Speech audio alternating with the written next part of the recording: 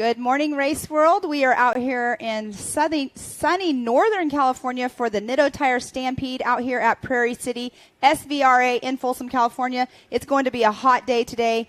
It's going to get up to about 90 degrees today, and it's already, the sun is shining. It's already getting warm up here in the Nitto booth, so it's going to be a lot of fun. We'll see how it shakes out, but this is short course racing at its finest. It is, and this morning we are going to open up the heat races with the UTV Pro Modified and the UTV Open classes. So we have split up the classes today with the UTVs. The next class up will be the UTV Stock Production, but we'll get to that in just a moment. But the number one qualifier yesterday, Mr. Travis Zollinger with a 1:44.32 is going to be first off the line. Zollinger in that single seat Can-Am really laid it down and just barely bumped out a teammate, Paul Wolf, by 2 seconds. So it's going to be a great race. It's going to be a long day. We're starting here in about 5 minutes. We'll be racing, and we'll be racing off and on all day long. So make sure you tune in, ultra4racing.com/live. Go to the MAO app, go to the MAO and Ultra4 Facebook and YouTubes. Tune in, hit the share button, start a watch party. Let everybody know that Ultra4 is racing today. And if you're in the area, you still have time. It's $25 at the gate. Kids 12 and under are free. And this is one of the best spectator-friendly parks, short course races we race at. So if you're anywhere in the area, please come out. It's going to be an amazing day for some short course racing. It's going to be a lot of fun, an amazing day, like you just said. We are actually going to start our 4400s now tonight at 5:30. The times have been switched up just a little bit. We'll bring the schedule up here in a little bit, but we got prelims, we got heats, we got mains. It's going to be 5 cars advanced from time to time, and it's going to be a wild day. A full day of action-packed racing out here at Prairie City. And then we also have the course. It's a 1.28 mile course. We've got stuff going on, and here's a great shot of our schedule today. So we're about to kick off the UTV Pro Mod and Open. All advanced to the main event. It'll be 4 laps. And then 8 a.m.? 8 a.m. we'll have the UTV Stock Production heat race, and all it will advance as well in that class also. And then at 8:30 we have the 4600 heat race, all advanced to the main, another 4-lap race. And then at 9 o'clock we'll have the 4800 heat. Oh, did you say 48 or 46? Nope, you're good. 4800 heat races 1 and 2. The top 5 from each will advance to the main, and there'll be 4 laps in each. And then at 10 a.m. we'll kick off the 4500 heat race, 4 laps. And then 10:30 we'll have our little tiny tots out there, the future of our sport, the 170s. They will be doing 4 laps. That will actually be their main race for the day. And it's going to be awesome. That's the future of our sports. We absolutely love seeing those little guys and gals run around. And then right around 11:30 we'll kick off 4400 heat race number 1. The top 5 advance to the main, and that'll be a 5-lap race. Yes, and then we will, at about noon, we'll go to the 4400 heat race number 2. The top 5 will advance also to the main, and they will have 5 laps as well. And then at 1:30 we kick off the 4800 LCQ the top 5 advance to the main, and that'll be a quick 3-lap race. So that's going to be like a 5 or 6 minute race. Yeah, it's going to be definitely quick. And then at 2 p.m., we will be starting off the UTV main event. They will have 6 laps out there. I heard some chatter this morning with some racers going, it's going to be a long 6 laps. It's going to be fast. It's going to be fun. And then at 2:30, we have the 46 main event at with 5 laps. And then at 3:30, we'll start off with the 4800 main, the top 5 from each heat race, plus top 5 from the LCQ. They will be going out for 6 laps. That's going to be a lot of fun to watch. At 4 p.m., the 4400 LCQ, the top 5 advance to the main, and it's a 3-lap race. And then at 4:30, the 4500 main event will be a 6-lap race. And 5 o'clock, we'll do a driver introduction and track maintenance. And then on to the big boys, the 4400 main event, top 5 from each heat race, and the top 5 from the LCQ, and they will be doing 8 laps. And Miles, go ahead and go through It's going to be a great day of racing. So, yeah, we'll let's flip back to the track. It's a 1.2-mile course, so the start-finish, obviously, there. Then it's a long right-hand sweeper, and then a super-fast go section right into the finger. That's actually the kingpin corner. And then the rigid rhythm section, that's some pretty nasty whoops, and it's really fun to watch the suspension work. And then there's a great jump in there at the Gomez tree jump, and then right into the Yukon launch. And the Yukon launch, they're doing probably 70, 80 miles an hour, and they're jumping uphill, and it's awesome. And then a long left-hand drifter. And yesterday in qualifying, you saw it was a little slick, and they were really drifting that long left definitely turn. That blue groove that's in that corner up there, you can see them if you guys were watching, like Miles was saying, just drifting that whole entire corner. It's awesome. And then they drop down that gunite section with 3 or 4 different lanes, so that if there's traffic, they're going to be going through that. It's going to be great. And what you didn't see yesterday, you're getting ready to go into it. I'm sorry, I'm totally interrupting, but they are actually going to go, like you're saying, it's kind of, you see it's like a little bit of a sweeper, but then they're going to go into the Bronco boulders, which they did not do yesterday in qualifying. It's a fast little wiggle section into the Bronco boulders, and the NorCal crew, John Gibby and Bird, really played with that, switched it up a lot. It's going to be fun. It's going to be very technical, and then we go through one little more rock section, then through the Recaro rocks, and then the Talladega turn to the start finish. So 1.28 mile lap. It's going to be fast. It's going to be fun. It's going to be exciting. Yeah, I can't wait. I mean, just hearing the chatter last night at the driver appreciation dinner and the drivers talking about the race course, it's a short course, but it is still difficult on the cars. As we saw, some people had some interesting mishaps. Even in practice, we saw Travis Riley, tough break for him. I hated seeing it, but he completely wadded his car up. So he took his car home yesterday. He's coming out to spectate today. We saw Terry Madden take a little tip over, but he was working on that Can-Am late last night, got it back open, and I believe he's getting ready to take the line here very soon. Steve Graff took a tumble on the Gunite section, and that was one car at a time. Yes, and it now was. It's open wheel racing, so they got to be a little careful bumping through those rocks. If you catch a tire, it can just pop you right on over. So everybody's got to be, careful, but have fun and go fast. And exactly. Yesterday, what was it? The fast lap of the day was a 1:30 by Mr. Brian Croft. So these races are going to be quick. So I think it's going to be an average just under a 2-minute lap, because when you're by yourself, you have open air. Well, now you have other cars you're battling with. So I bet you, it's going to be, most these early races are a 4-lap race, so it's going to be about 8 minutes. It's going to be fast. And Brian Cross was our last qualifier yesterday, and he ended up turning down the fastest time. Yeah, I always write my notes on the bottom, like, okay, fastest lap here, and it was like the last 3 in a row. Boom, Paul. Boom, Lauren. Boom, Brian. I was like, wow, they just got faster. They just kept ticking each other off for sure. It was awesome qualifying. We were both up here standing up in the booth. We couldn't sit down. We both are getting messages from people watching at home. They have drivers out on course. They're doing the same thing. They're just like, I don't know how we're going. Like Chris Hickman, for instance, he was both messaging both of us, and he said, I can't sit at home. And then today he's like, my nerves are already going.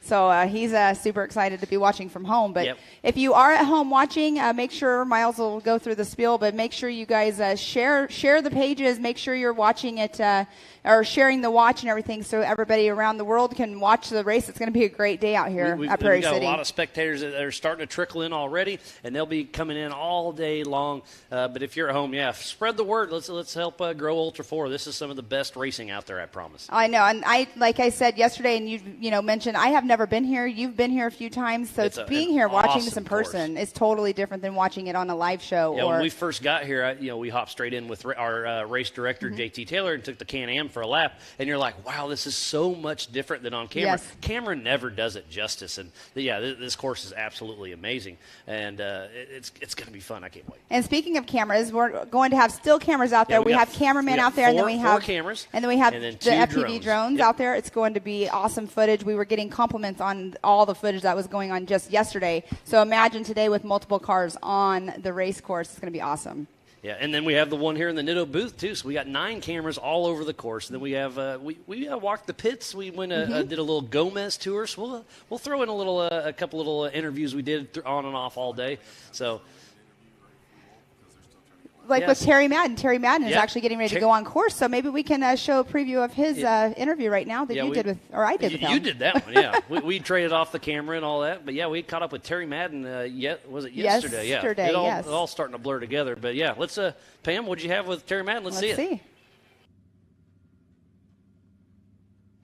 Hey everyone, I am here in the pits with Mr. Terry Madden.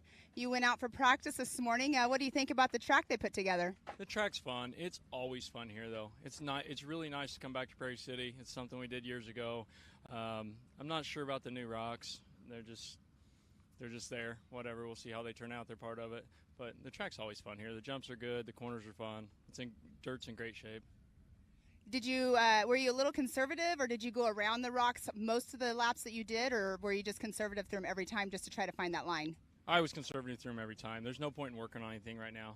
We are having a few problems with the car. We just had it completely apart, redid the chassis, new powder, everything on it's brand new. Didn't really have time to drive it, and got here and it's missing a little on high end, so we're having some tune issues. So hopefully we can figure that out. It feels perfect. I just don't have any power. Well, tell us a little bit about it, because you are a Mid-America ambassador, so your new wrap's pretty awesome. Did you come up with this, or is this something that Mid-America has had as a theme? So I was trying to come up with something, and I couldn't. And I walked out of the shop and saw Jason's new truck sitting there and loved it. And I said, well, can't just do that. And then 360 Wraps took over, and they killed it. Awesome. Well, I know that you're up here in Prairie City this weekend for the race, and you're doing any other Ultra 4 races this season? Are you going? Well, you'll be at Visions in July, right? I'm going to do Visions, Sturgis, and Nationals for sure. We've got a little conflict with a few of the others. I'm going to run some Nitro Rallycross stuff, so I'm not sure. I need to study schedule and prep time and figure out what we can do. Awesome. Well, good luck out there qualifying later on. You have a strategy going for you? The strategy is not to work on the car next week. We're leaving in a week for the Baja 500, and I'm going to take this down. So I don't want to tear it up. I'm just going to try and run and be conservative. Awesome. Well, good luck out there.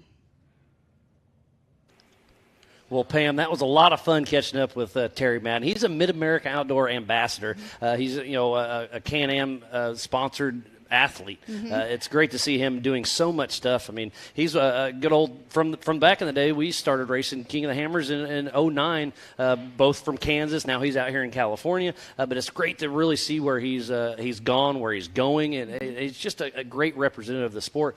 He started, just helping in the pits, doing co-driving, and he's one of the best co-drivers out there. I mean, he co-drives for a little bit of everybody, and it's great to see him enjoying himself in the driver's seat. Exactly, and like you were saying, being a co-driver, so this year at King of the Hammers, he co-drove for Brian Deegan in the Can-Am.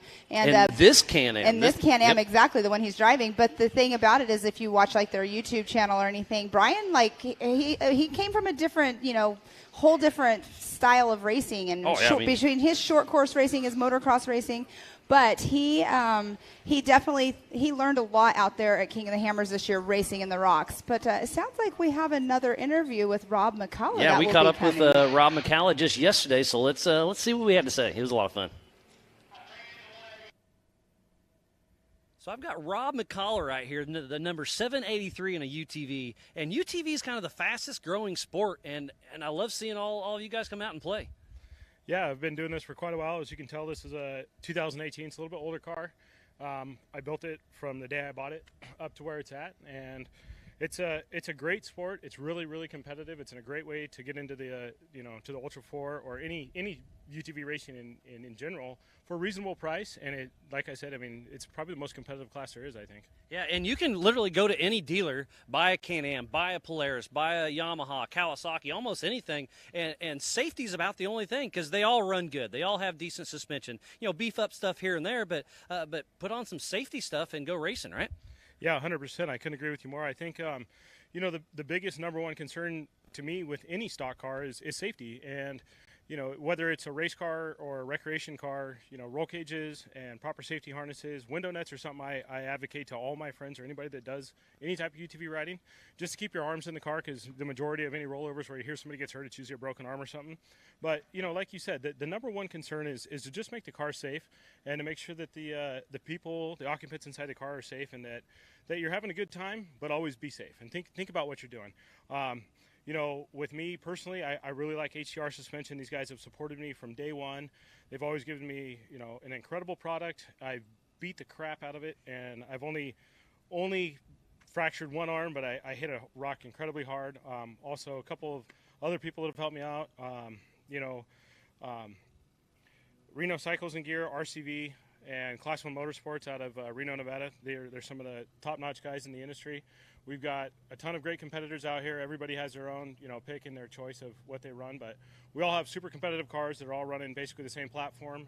And, like we touched on, if anybody wants to come out and do this, this is the way to get into the sport.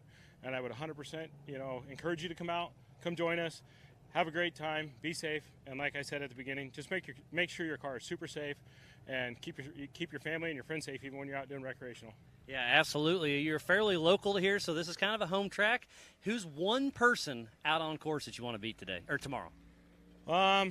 Well, tomorrow, I think the guys from ZRP, and I actually have some of their parts here. Those guys they're super fast. Zollinger, the Zollinger racing team. Jake and Travis both have built incredible cars. I mean, they're a little bit different platform than what I run because they have the tooling and the technology to build top-notch cars. But I've competed with them before, and I think I've got a solid chance. I've rebuilt the whole car front to back, and we're going to do what we can to hold our own against them. Well, Rob, best of luck, buddy. Appreciate it. Appreciate it. 4WP is more than a store. We're truck and Jeep experts and have been for over 50 years. From wheel and tire upgrades to full custom builds, 4WP has you covered. Whether you want to order the best parts online or shop in store, do the work yourself or get it done by a pro, all roads lead to 4WP. Do your rig right. Shop online or find your store at 4WP.com. Rocks, sand, heat. Life off-road is tough. We wouldn't have it any other way. If AMSOIL products are designed for this kind of punishment, think about what they can do for your daily driver. Upgrade to AMSOIL protection today and get fast free shipping from AMSOIL.com. The thing that people don't realize about ARB is that they have been developing the parts as our series and our sport has grown to these new extremes. They keep evolving as the sport has evolved.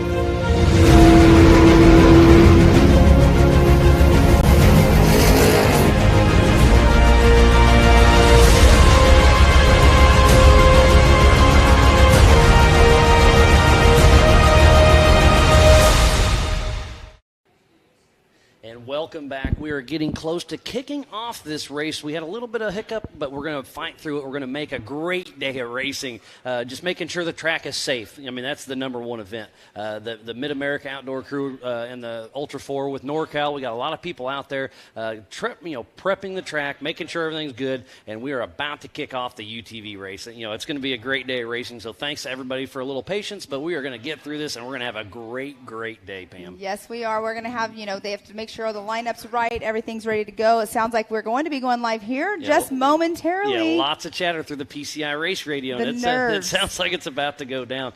So thank you again for everybody for tuning in to the 2022 Nitto Tire Stampede here at Prager City SVRA in Folsom, California. You can see them getting all rolling through there. So Travis Zollinger, number 20 on the pole. Then it's number 86, Paul Wolf. And then that third position will be Cole Clark, and in that fourth position will be Scott Lesage. And then John Rance and Austin Thompson. And then the seventh position will be Terry Madden and Mark Welch. And last but not least is Jacob Versing. Remember, this is the UTV Pro Mod and the UTV Open, so we have two races going on at the same time. They're going to do a little bit of a parade lap and then go live racing. And it's going to be, I believe, a rolling start side by side. And this is going to be great. This is exciting. Short course style racing at its finest. Yep, there's our race director, JT Taylor, getting them led around there. And Travis Zollinger in that single seat Can-Am next to his Can-Am teammate, Paul Wolf. And most of these guys and gals are running no co-driver for weight reasons. Exactly. And speaking of Travis Zollinger being in that single seat Can-Am, I only know of two Can-Ams that have been built into a single seat. Travis Zollinger has one, and then at Mid-America Outdoors, Kobe Caraway, he races in a single seat as well. Cool. So those are the only two single seat Can-Ams that I have. Obviously they're custom built because we know that the X3s are all built as a two-seater. But in this world that I know of, actually actively racing are Kobe Caraway and Travis Zollinger. But that has to be an advantage for them being in that single, center line, lower center of gravity for them. Awesome looking race cars. So it looks like it's going to be a rolling start, and they are off. Awesome. So Travis Zollinger, Paul Wolf, Cole Clark, Scott Lesage, John Rance, Austin Thompson, Terry Madden, Mark Welch, and Jacob Versing. It looks like Paul Wolf got that whole shot to turn one. What a drag race it was. So now it's got a long right sweeper and then down to the Kingpin corner. You can see right there, everybody put their easy ups. That's a great area to spectate from right there. Yeah, if you're anywhere in the area, please come out. This is going to be great. And remember, all these racers do have spotters in the stands to make sure everything's good. But Paul Wolf with the early lead, running strong. But Zollinger, then Cole Clark going through the rigid rhythm section. They made it look very easy going through that. Now they just went through the Gomez tree. And now Paul Wolf's hitting the Yukon launch, getting a little hang time right there and starting to walk away just a little bit. This is a 4-lap race, so this is going to be only a 7 or 8 minute race. So this is not save the car. This is give it all you got every race. And this is setting everything up for the main event later on today. Wow, and you can see that gunite section is definitely, they're taking that middle line on it. It's a little bit rougher. And Mark Welch just down near jumps down the entire thing. There's Jacob Versey towards the back. John Rance. And here is the Bronco Boulders. Are they starting to bunch up just a little bit? These cars can run up to a 35-inch tire, and look how big these Bronco Boulders are. So it's really going to be interesting to see how this shakes up. As that was Paul Wolf, Zollinger, Cole Clark, Mark Welch. Terry Madden, I believe. Yes, that's Terry Madden. And what a great race we have on our hands. So yesterday, Travis Zollinger threw down a 140, but I forgot to tell everybody they skipped the Bronco Boulder, so that's going to add some time today. So I bet you that 2-minute mark while racing is going to be very realistic. I think it's going to add some time to it, but I don't think it's going to add too much time. But like we were talking yesterday, I can't remember which racer we were talking with, but they were saying how they think that in that Bronco Boulder section, that's where the passes are going to be made, because everybody else on course, you're all, pedal down. But that Bronco Boulder section, some people are going to be, being more conservative right there, because even though they're only doing, 4 laps is 4 laps. You got a long race ahead of you. You don't want to break on the first lap. Yeah, and Paul Wolf just threw down a 142, and one of my favorite saying is to finish first you must finish. So you do have to save the car, but look at Paul Wolf through the rigid rhythm section, really starting to get a lead on Zollinger. And this is a physical finish race. This is short course. We're used to the 30-second adjusted. We don't have to play that game. Yes. It's whoever comes across first wins. So that's how important these heat races are, because that sets you up for the main event. Exactly. And Mr. Paul Wolf out front right now, qualified second today. He also is in that number 2 position later on in the 4,400 class as well. So it's going to be it's going to be a great day of racing for sure. It's going to be a great day. So make sure you do not go anywhere. Thank you again to the Robinette family, the Mid-America Outdoors, Ultra 4, NorCal, and John Goodby and his whole crew, all the volunteers. We have our merch down here. We've got great vendors all over the place. So be sure, if you're in the area, come on out. It's $25 per person. Children 12 and under are free. Mm-hmm. And right there, they're going in that area that we were talking about earlier before they go to the gunite, that section where the blue group was yesterday. So there's Paul Wolf coming out of the Bronco Boulders, has another little rock section, and then hit the Recaro rocks, and he'll be finishing lap number 2. Mr. Mark Welch right there going through the Bronco Boulder section. There's Paul Wolf finishing out the Recaro rocks. Nope, he's getting ready to head into the Recaro rocks. That's that other little rock garden we threw in there that's new. Oh, the extra rocks. Yeah, JT loves throwing some rocks in there. There's Cole Clark. So Cole Clark got around Travis Zollinger, and then it's Mark Welch moved in that 4th position. Mark Welch started in 8th, so he's really moved his way up. And that's Jacob Versey.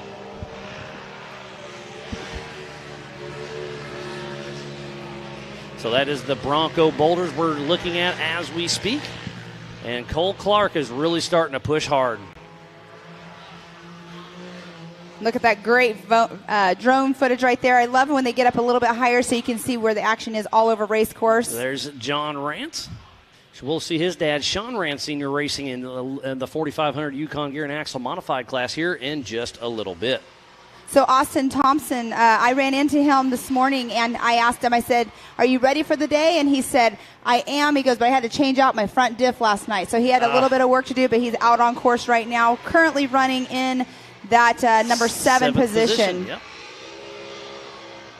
So Paul Wolf still out front with a pretty good lead, looking good. As he comes down that gunite section, he just came up the Yukon launch. They're making that look very easy. Yeah, it's a pretty steep little hill with multiple lines, so it'll be exciting to see if they get bunched up once again. So they are out on lap 2 of 4, so we are over halfway through this race. Those rocks right there, you can just see right there. Yeah, the Bronco Boulder field is awesome. Boulder is the right term for that section for sure. And then there's about a 20-foot section in the middle where it's just dirt, so you got a little bit of time to kind of regroup and get lined up for the next rock section. There comes Cole Clark in that RMS-built RS1. Be able to look straight for a second. Yeah. And there's a pass, it looks like. Mark Welch was trying to get around somebody at the end. It kind of looked like it might have been Travis Zollinger, but I'm not sure. Because we do have Paul Wolf is still physically out on front. We have Cole Clark behind me.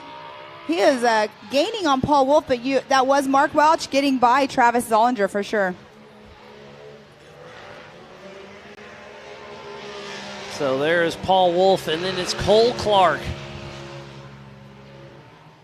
And there's Terry Madden as he's coming through the Bronco Boulder field. And it is a drag race between Paul Wolf and Cole Clark as they head towards the Kingpin 180 corner. And Mark Welch is in that third position. There's Jacob, the Blonde Ambition Versey. And he's still running in a rented car. Yes, yeah, he borrowed that from Josh Smith. Yes. Yep, he borrowed that car in Moab as well. Yes, Josh Smith, he'll be up next in the UTV stock production class. But, yeah, he's been running in that and the UTV Open. So we have it looks like on screen, Cole Clark has passed Paul Wolf. Yes, good call. It must have been a drag race up the Yukon launch. Cole Clark got around Paul Wolf. Was Paul Wolf sleeping a little bit? But remember, that means they'll both start on the front. So first or second in your heat lap, I'd be happy with it. Save the car a little bit. Yes, exactly. They'll be drag race to the end. Yeah. Who knows? Is that strategy? We don't know. But regardless, great driving by Cole Clark to get around Well, him. if you think about it, you want to start on that inside line. So if he finishes in second place, when they come into turn one, when they're drag racing off the start line, he's going to have the inside line. So it could definitely could be a strategy. But regardless, Cole Clark and Paul Wolf are running strong. This is going to be fun. They are coming in. It's going to be a drag race to the checkered flag. Oh, sounds like Paul Wolf has a left rear flat tire, so that's what's going on. Oh, here we're thinking it was a strategy. Paul Wolf is a smart racer. I promise you it's not strategy to get a flat tire. No, definitely not. But you know what? He's going to still finish out, and if he stays in that position and does not get passed by Mr. Mark Welch. The checkered flag is out, so it will go to Cole Clark. Yeah, Mark Welch is right on Paul Wolf's tail. Let's see if he can hang on to that number 2 position but through remember, the checkered flag. Mark Welch is in the open class. So 1, it does go to Cole Clark. 2 goes to Paul Wolf. And then in that first position for the open class goes to Mark Welch. Wow, that was a great race. Still going, Mr. Travis Zollinger. And then, Travis Zollinger looks like he'll get in that 4th position as he's coming through the Recaro Rocks. Pam, this has been some great racing, and we're just getting started. It's just race 1. What's going on here? It's going to be a great day all around. But, wow. What a way, though. That goes to prove, you have a flat tire, but you have a strategy in your head of where you're wanting to start. Paul Wolf just stayed with it. They think about the damage that they could do to the car with having a flat, but he just kept going.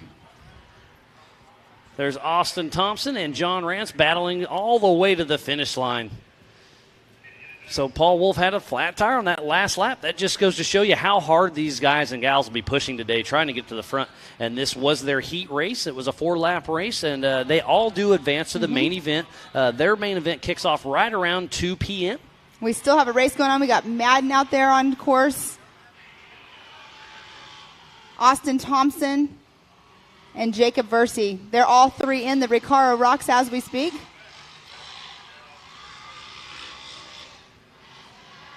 And looks like Madden's taking it easy. It looks like he must have something going on here. He's not pushing it. I didn't say his name, but that was Scott Lesage just finished. I did not have him on my sheet. Well, yes, I did. I just missed it. So sorry about that. So Scott Lesage with a strong run.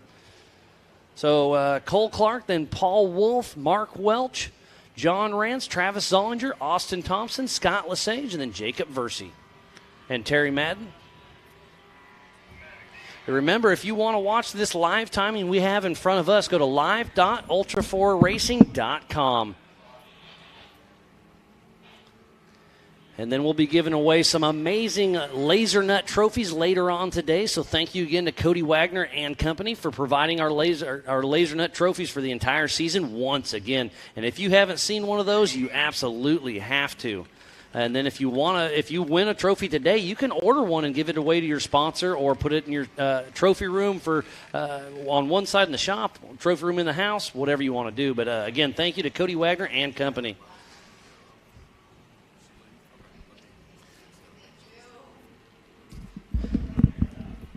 So, again, we want to thank everybody for coming out here and watching the 2022 Nitto Tire Stampede at Prairie City SVRA, just outside of Folsom, California. We just wrapped up our first heat race, the prelim for the UTV Pro Mod and Open class, and it was a lot of fun. We had 9 cars out on course, and it's going to be wild. I can't wait to see how this 9 cars. plays We had out. 2, yes, exactly. 9 cars, 2 different classes. We just had the UTV Pro Modified and the UTV Open out there.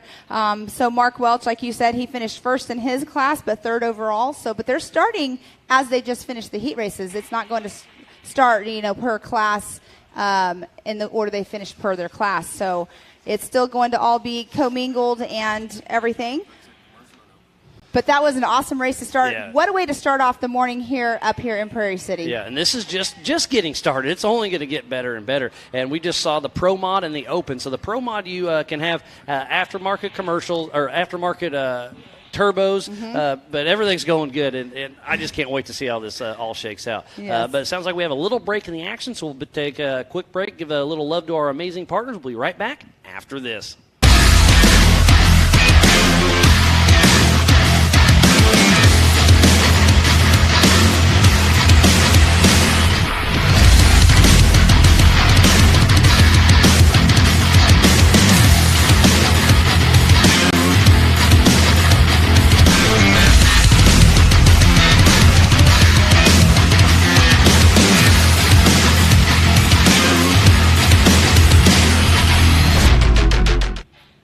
And welcome back. We are about to kick off the UTV stock race. Looks like we have 12 cars will be taking the line, and this is going to be another fun one to watch, Pam. It definitely will be. We have our number 1 qualifier, Mr. Jason Sears, on that line in the number 218. He also has been the mechanic for Dan Wyrick for quite a while. And been helping Paul Wolf here lately. Exactly, because Paul Wolf has Dan Wyrick's old car, so he's out here racing. He races also with the NorCal Rock Racing Series as well. It's great to see him so involved with Ultra 4, and now, enjoying himself as well. So it's great to see everybody, because again, if you walk through the pits, we've been doing it the last couple days, and you can just see if someone needs help. Everybody's got open arms. You need a tool, you need a part. Everybody's running around. I saw Alex Fleming this morning out on the backtrack. Yes. He blew up his front ring and his front differential yesterday, so he's kind of breaking in the new gears. But I saw all hands on deck. He had some teammates over there helping, and everybody's here at Ultra 4 is there to help everybody. And that's why the Mid-America Outdoors and Ultra 4 are really blending well together, and it's just one big family. It definitely takes a team. It's not a single-man sport for sure. We were talking yesterday about Ross. Ross Glaive. Ross Glaive comes out to King of the Hammers as a only person with his car, but everybody in the pits, they put their hands in the car if they need to help out with anything. It's just one big happy family out there. Yeah, we just saw Scott Lesage. He does the same thing. Yes. I think it was 2 years ago. He raced every single race. He's from Southern California and raced our entire national series. So, and he would show up a lot of times in a pickup with a trailer by himself and out there just doing his thing. So it's great to see the drive all these guys and gals have out there. Yes, for sure. And you were speaking of parts. Also, if for some reason you need a part, sometimes they can go get it directly from our merchandise trailer as well, because we do have parts on there. And Ultimax belts, and we got all sorts of great stuff. All kinds of parts, gloves. Yeah. Hats. So go see Angel, Carly, and the whole crew. They're down there ready. Christina's down there helping out and make sure everything's going good. Yeah, they've got it all. If you forgot a little bit of anything, we've got it down there at the merchandise trailer. And then we've got King here. We've got Nitto. We've got PCI. We've got a little bit of everything here. The vendor row is very impressive here. Yes, for sure. And Dan Wyrick, we were talking about him. His daughter-in-law, she actually has Off-Road Patriot out here selling merchandise as well. She's out at all of these races up here in the Northern California area. But there's lots of everything that you want to get. Pretty much you can get out here right now. Yeah, and again, the grandstands are starting to trickle in, but it's going to be a lot of people out here watching for the 2022 Nitto Tire Stampede here at Prairie City SVRA, just outside of Folsom, California. Again, $25 at the gate. Kids 12 and under are free. Come on out and watch some of the finest Ultra 4 short course racing we have. And do we want to go ahead and go through the lineup for our next race? All right. So like we said earlier, the 218 of Jason Sears will be the number 1 off the line. And then right next to him will be Rob McCalla. And then John Bonanno on the number 341 in that 3rd position. And then Joshua Smith. And then in the 5th position will be Trey McKinley. And then Brian Crofts. He'll be playing double duty today as well. And in that 7th position, the 711 of Ray Johnson. In the 8th position, the 915 of David LeMay. And then it goes Jason Berry. And then the 10th position, the number 71 of Dustin Nettles. And then we go Brian Hamby. And then the 12th position, the 805 of Mark Masali.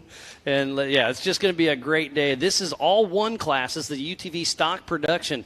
And they have to have an OEM chassis, 1,000cc max engine, 33-inch tires. And we are live racing. Jason Sears, it looks like it's pulled a little. No, he does. Has a great run going. So the whole shot goes to him, and it's a fast race. Well, they're heading this long right-handed sweeper and then down the drag race to the Kingpin Corner. As you see, there's 12 cars drag racing down the line right there. I mean, literally, there's only 3 extra cars on the track right now from the last race, but it looks like there's a whole bunch more, and there's going to be so much more action as well. Yeah, they'll be coming through their rigid rhythm as we speak, and it is just an absolute dogfight out there on course. You know, when we were on course the other day, I was expecting it to be just a little bit more rough like right now for the guys, and it's not. And I may have called it wrong. That's Rob McCalla that got the whole shot, so he's running strong out front. And that looks like Jason Sears in that number 2 position. We'll know as soon as they come across over here closer to us. How awesome is that Yukon launch? That just goes to show you how hard they are pushing. They're doing 60 miles an hour uphill doing that jump as they come down the Gunite section. I believe in 2nd position that might have been John Bonanno in that Can-Am.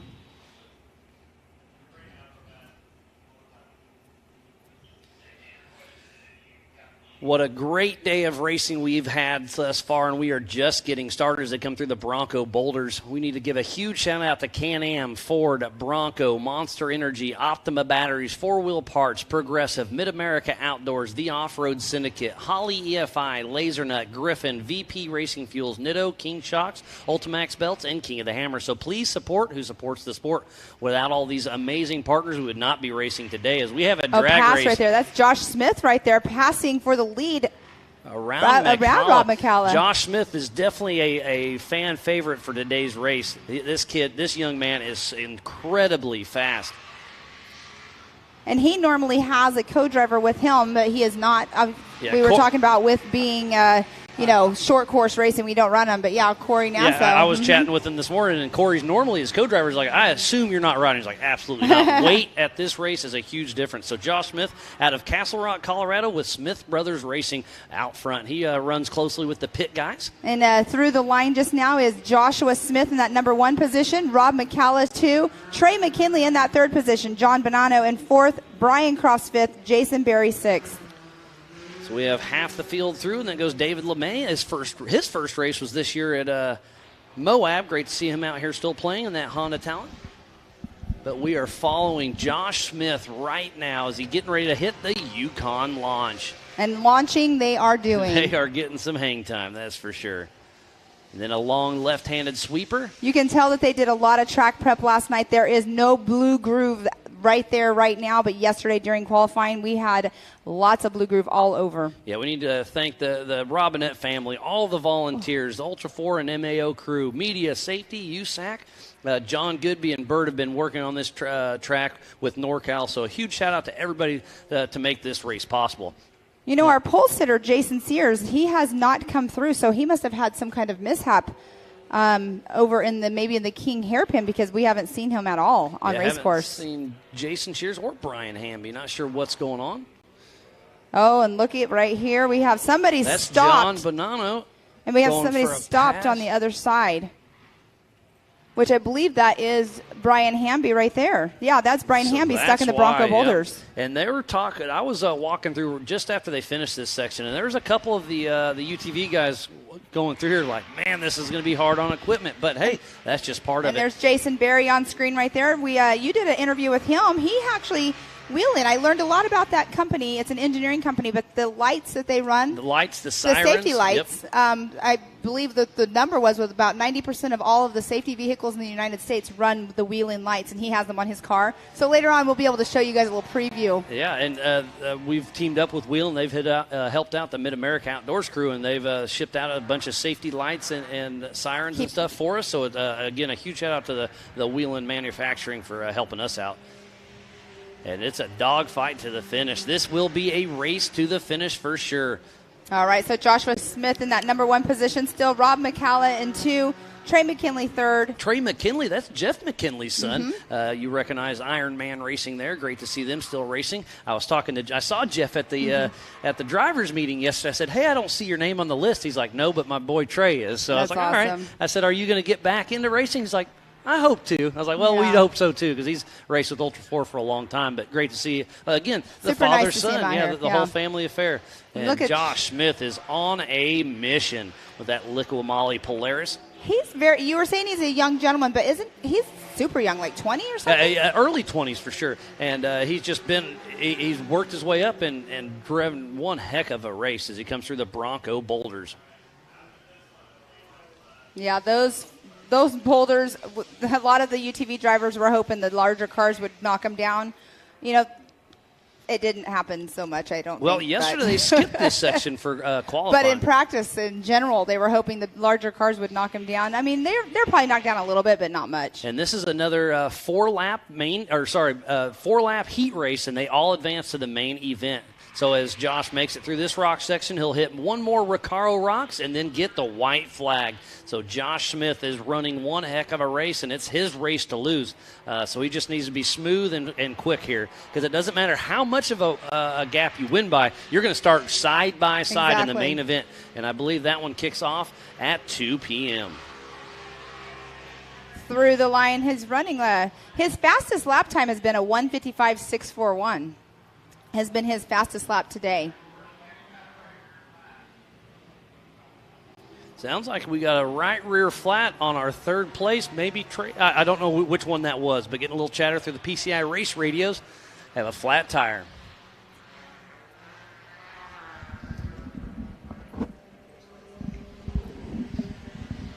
Time will tell to see who's running that flat tire possibly, and if they can stick it out and keep their position on track. It looks like, does that left rear on Josh Smith's car look a little goofy? That's what it sounds like. He might possibly have a flat. Can't quite tell, but he made it through the rigid rhythm section up the Yukon launch. Let's see. You said right rear. It does Right look a little rear. bit funky, but right there it didn't look too I bad. can't tell, but regardless, he's got to save the car. We saw Paul Wolf leading this the race just a minute ago, and then he had a flat, and then Cole Clark got around him. So It looks like anything it's a can little happen. low. It's definitely not flat, but it looks a little soft. Yes. And tire pressure is a big deal on short course, because you want, if it's a normal short course, you don't want a whole lot of air in there. But here for the rocks, you need to have a little air. So there's a happy medium. I mean, you got to find that pressure point too on them, because in these rocks you can get pinch flats. Those pinch flats are not fun. So going through the rock sections like this, pinching it between that and the wheel. I've had it happen personally to me, and I know it's definitely not fun. But Josh Smith out there still running. He's on his last lap, so he will be getting the checkered flag here Rob momentarily. McCalla coming through. And he's still running in that number 2 position. Yep, and then Trey McKinley, John, Brian Crofts, Jason Berry, David LeMay, Dustin Nettles, Ray Johnson, Mark Marcelli, and Jason Sears. So we've got a lot of people out on course right now. There's Jason Berry with Whelan right there, another Mid-America ambassador, as Joshua Smith grabs the checkered flag. So winning his heat race, he'll start up front for his main event later on today. He had quite the lead, almost an 8-second lead on second place. So second place goes to Rob McCalla. And in third position, Trey McKinley. In fourth spot goes John Banana. And in that 5th position, the number 91 of Brian Crofts. Brian Cross will be racing in the 4,400 Our pole later setter on today. Yep, he was the fastest man of the day yesterday with a 1:30. And then Jason Berry gets in that 6th spot. And on screen right there is a 9:15 of David LeMay and the 71 of Dustin Nettles finishing out their lap. And they will all advance to the main event. We'll be racing off and on all day long, so make sure you do not go anywhere. It's been a great day of racing, Pam. We've got two races under our belt. We've got 8 laps that just blew through them, and what a great day of racing. I can't wait to keep on going. Up next will be the 4,600 heat race. We're going to be clicking through things, but we're looking good on time. I think everything's going to work out really, really well. We stalled just a little bit this morning, just making sure you got to make sure your ducks are all in a row before you can get things started, and that's exactly what we did. And we talked about weather. It's only going to we woke up this morning, it was, I think, 65 when we left this morning, and then and there is number 711. That is Ray Johnson. It looks like the left front is completely folded under, so he has a ball joint issue of some sort, so tough break for him. And he was running in that 9th position, but it looks like he did not finish that last lap, obviously, because he's out there on course right now. Yeah, tough break. So we'll get the NorCal and MAO and Ultra 4 crew out there to get them safe and sound. And JT Taylor's on top of things. We'll keep everything running smooth today. We'll be watering the track off and on because that's what I was getting at with the weather. Mm-hmm. It was beautiful this morning, and it's getting warm already. It's going to be touching 90 degrees later on today. So as the day gets warmer and warmer, they're going to have to keep the track going. So while we have a little break in the action, we're going to give some of our partners some love. So we'll be right back after this. It's time for electric to turn into lightning. An electric truck that can haul on both ends, that can help build your house, and if need be, power that house. That feels like a bullet train and works like a freight train. The fully electric F-150 Lightning.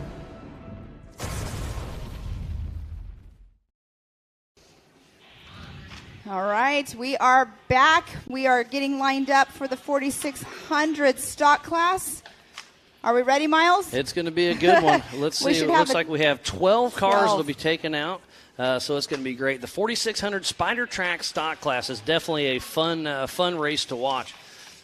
We're going to have one super quiet car out there. We'll never hear him go by. Old Boston Kyle. He's running that Toyota that Bailey Cole used to race. But he put a Nissan Leaf motor in it because it's all electric. So I was watching him in practice. I've actually got a ride in that vehicle at King of the Hammers, and it's just so cool to see it back there. And he wanted to race, but we don't quite have the class for him because he's the only one. There are some motor packages out there with Hypercraft and Dana Spicer, but they're just not ready yet. But he asked JT, can I come out and race? He's like, come out, we'll figure it out. Right. So he comes out, he qualifies, has fun out there, and then he took it upon himself to walk around the pits to talk to the other stock class guys. He's like, hey, I want to race with you, but I don't want to be in your way. Here's my lap time. I think I can be fast enough not to be in your way, but just slow enough I'm not going to be battling for the front. And everybody's like, yeah, come out and race with us. So it's just great to see the sportsmanship. So it's awesome. So it'll be really cool to see, and we'll have action all day. And it sounds like we set up for another commercial break, so let's tune in.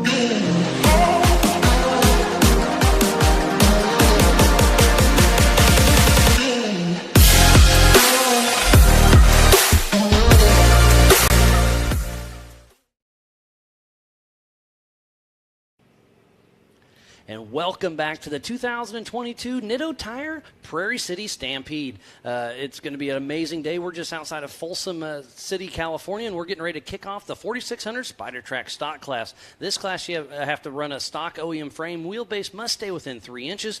Factory engine, but may be replaced with any available engine the same make, model, and year. Have to run a factory transmission, a 35-inch DOT tire. So a lot of these tires that they're racing on, like you can have that same 35-inch Nitto tire on your race car and your tow rig. Pretty cool to see. Single 2.5 shock per corner, factory-style suspension like leaf springs, coil springs, TTB, IFS, or whatnot, and has to have mechanical steering. And again, it's a great tight-knit group. It's awesome. And here's our 1.28-mile race course.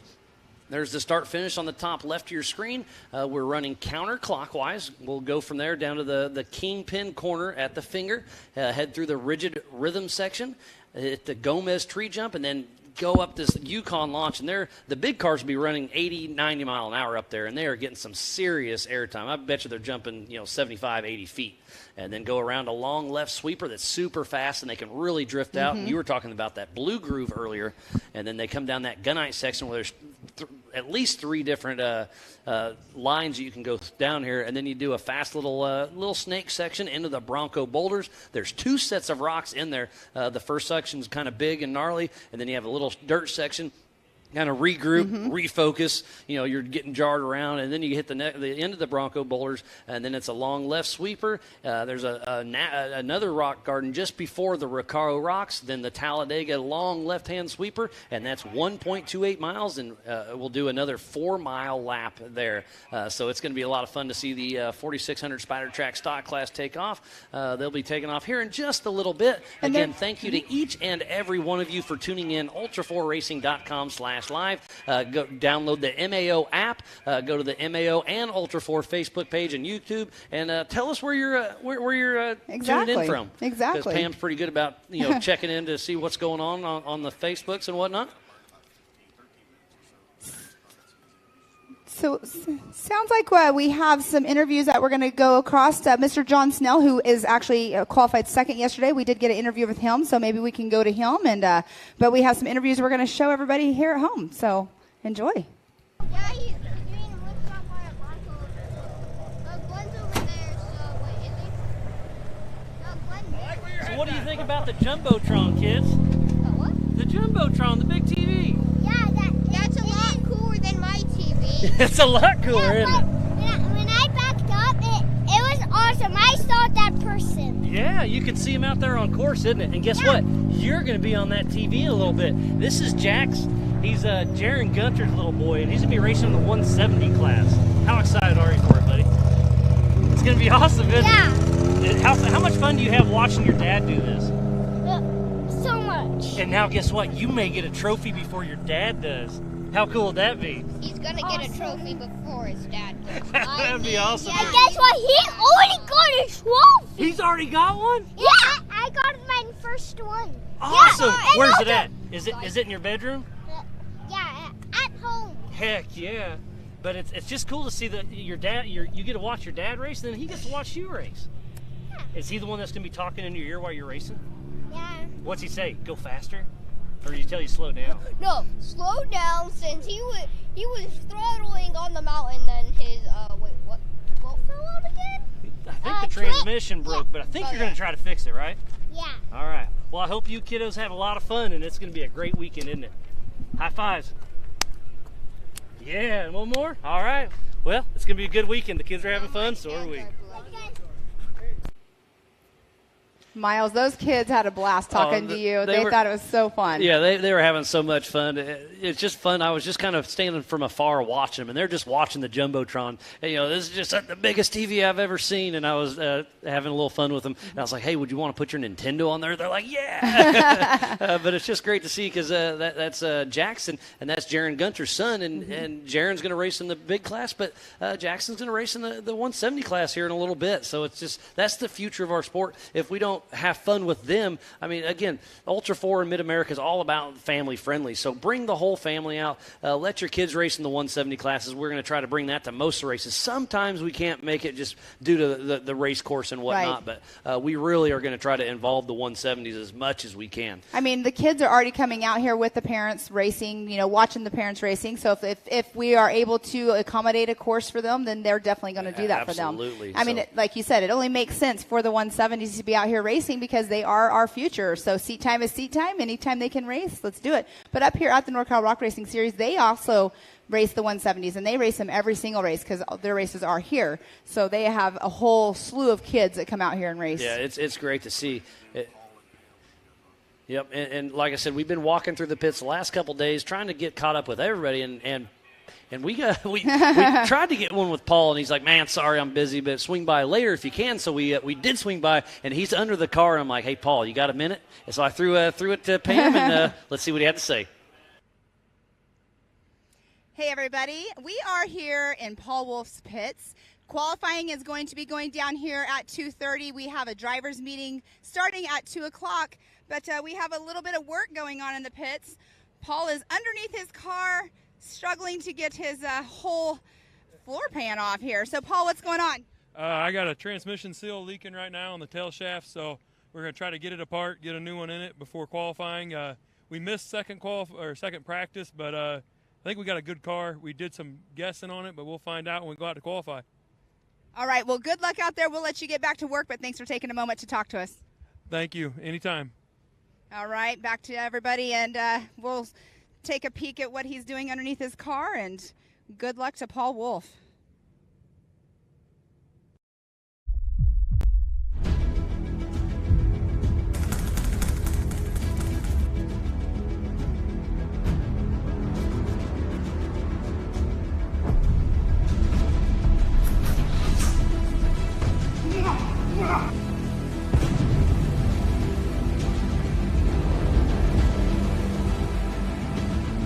I am Monster Mate.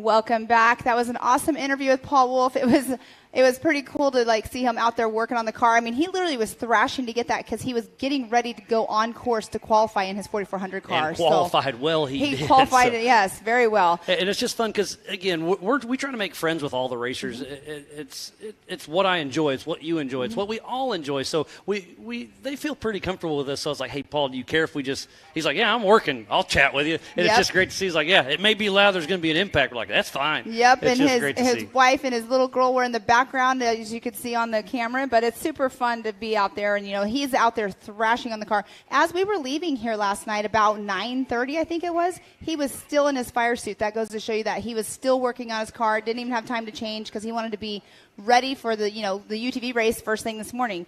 But let's give a little bit of shout out to the people watching on our live show right now. So we have Tom, who is at the medic ambulance down in our hot pits. One of our medics right down here checking in the AMSOIL hot pit. So great to see. Yes. One of my buddies, or one of our racers, Trent Roberts. I've got Mike Seward tuning in. He's picking, I'm going to say it in his words, Mike says that Brian Crofts Campbell's going to win today. Oh, that's Campbell. I love that. Hey, Zach with the pit guys is chiming in. He said, hey, Pam Hall's episode has surpassed Miles. Oh, you got a little more listens, huh? That's awesome. No, but thank you, everybody, for watching. And Trey Moore, yes, we know he had it flat for sure. But, again, Chris Hickman, he's at home watching on Pins and Needles. Brian Stone's telling everybody hi. But, yeah, thank you. And Trip, we miss you, too. We wish you were here. But it's fun that you guys are all at home watching and everything. Make sure you're sharing it. That's what we were telling everybody. So make sure you're sharing it so all your other friends are watching. But Laura was supposed to be out here. Laura Martin was supposed to come out. She's tuned in. Hate you're not here, but I'm glad you're doing a lot better. We were tuned in from Australia, Holland, Mexico. Now it's literally worldwide. Ultra 4 is really growing, and we just want to get it better and better. And so thank everybody. Thank all of you for tuning in. Ultra4racing.com/live. Download that MAO app. Go to the MAO and Ultra 4 Facebook and YouTubes and tune in and check it out. Without all of you, we wouldn't be racing. Without all the racers, I mean, so it takes the whole thing to put it together. And we've got some of the best partners out there. So it's been great. And it sounds like we caught up with Jason Berry with Wheeling just yesterday. So let's see what he had to say. Hello and welcome. Jason Berry. Breathe, relax, and enjoy the meditation. Provided by Yukon Gear and Axel. The course is fun. It's fast. It's fast as hell. Like, I'm not going to lie, out of 3 races I've done, this is the most fun I've had on 4-wheel. And obviously, the side of your car says The ultimate off-road performance. So I work for Wheeling. So I'm what they call a field solution engineer. It's basically a technician. So I program the lights and sirens and all do that fun stuff with our cloud stuff. But when I built this car, I talked to Wheeling. I was like, hey, man, so you guys sponsor an IMSA car? You sponsor a NASCAR? Do you want to sponsor an Ultra 4 car? And they were like, yeah. And so here we are. And I think I heard you cruising through the pits the other day, and you can make those things say about whatever you want, right? Yeah, exactly. So we call them digital voice messages, but anything you want. So I'm sure you heard the "You Boys Like Mexico." Yeah, that's the one I heard. Yep, exactly. But all in good fun. I mean, that's why we're out here, to have fun. And when I heard you cruising through, everybody had a smile on their face, exactly. and you were just waving at everybody. That's what it's all about. That's what it is. It's just, for me, it's another day wheeling with my friends, just hanging out with friends, and why not just push a button and say woo? Yeah, like I said, and you have lights, you have the sound, you can do a little bit of everything. Oh, yeah. You've been helping out Mid-America Outdoors with that stuff, so it's cool to see the whole circle come together. Yeah, Wheeling sponsored, or they threw in some lights for you guys to support cars and your UTVs or golf carts like this, so yeah. Well, awesome. Jason, best of luck, and can't wait to see you out there on the track. Thank you, sir. Now hit that second button.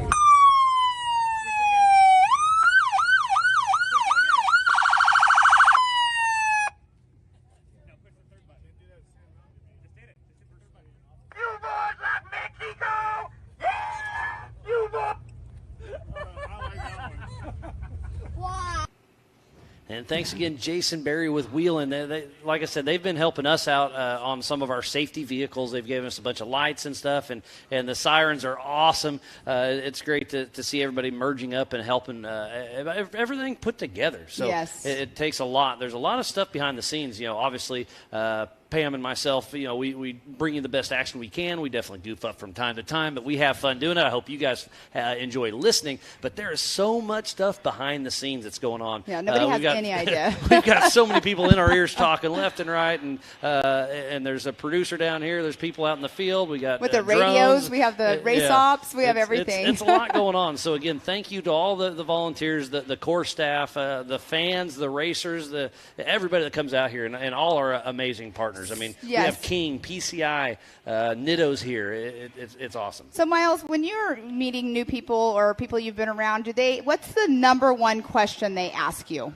That depends on what we're talking about. Well, about this job that we do. Yeah, they just ask, how can you talk for this long? Exactly. And I tell them every time, I'm not sure. I definitely do a lot of homework. I print out a lot of sheets that I build throughout the year. I get on Facebook and social media and all that stuff, and I pay attention. And then I make notes, and then obviously bantering back and forth with you is super helpful. But speaking of the Facebook and Instagram, the Facebook posts, or communicating, or you watching.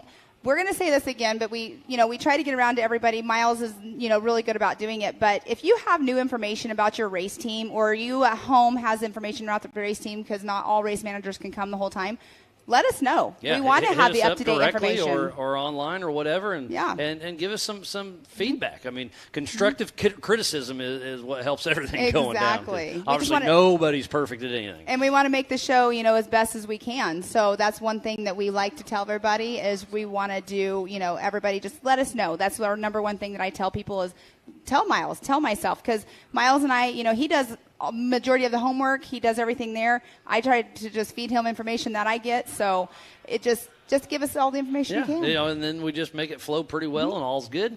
And it sounds like we're getting ready. I see the live timing. So you can also go to live.ultra4racing.com and see the live timing. I see it just switched over to the 4600 Spider Track stock class. So we're about to kick that off. They're getting lined up. So we'll take a quick break, and we'll have some racing action after this.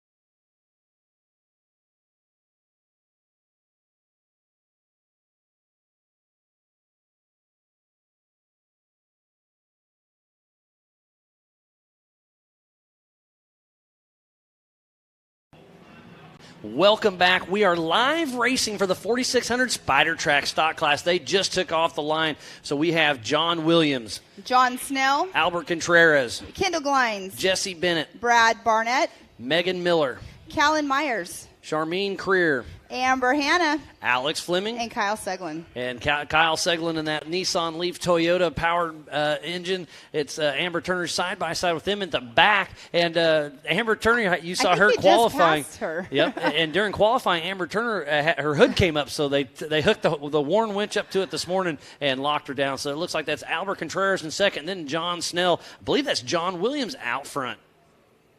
So the 4623 in that fairly new Jeep JL getting chased down by Albert Contreras. And Albert's going to maybe pass him on the Yukon launch in the air. Look at that. Albert Contreras makes the pass around John Williams. This stock class is going to be a lot of fun. 12 of them out of the course at the same exact time. This is the 4600 Spider Track stock class. They will do 4 laps, and they will all advance to the main event. And Albert gets a little crossed up, but saved it. He's pushing a little hard. I don't know. Look at that right rear. Hopefully that didn't go flat because it looked a little funny once he landed. So John Williams, John Snell, Kendall Glines, Bennett, Alex Fleming. We've got a lot of cars out on course. Oh, and look at that. Alex Fleming took a different line than everybody else. Somebody's got a little smoke puffing out there at the end, and there's Kyle Seglin and Amber Turner. Somebody stopped already right there, and there's someone stuck behind him. So there's Albert Contreras making it through the Bronco boulders, sitting in that first position. John Snell made it through on that left-hand side of the screen. And then John Williams, and then John Snell.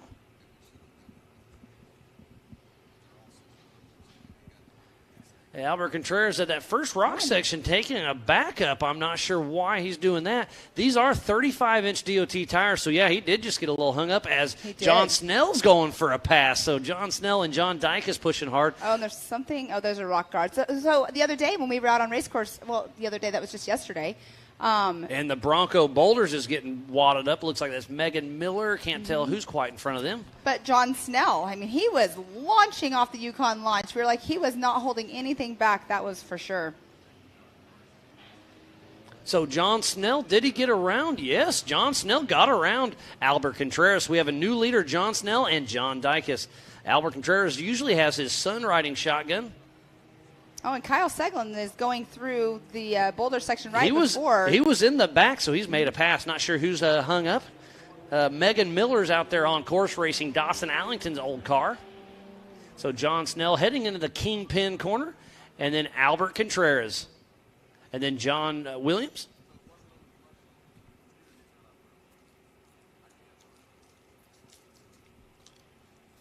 I really like these panned out drone shots as well. Oh, look at the Bronco boulder section. There is definitely a traffic jam. Yeah, so that's Alex Fleming, Amber Turner. And there's no going around. You have to go through. Megan Miller. There's a lot of people that are stuck there. So this Bronco boulders on these little 35-inch tires are going to be a little tricky. We just saw the UTVs go through there with 33-inch tires. That's half the field right there. Yeah, that's pretty crazy. And so is lap traffic going to become an issue for our leader, John Snell? As you can see them coming up the Yukon launch.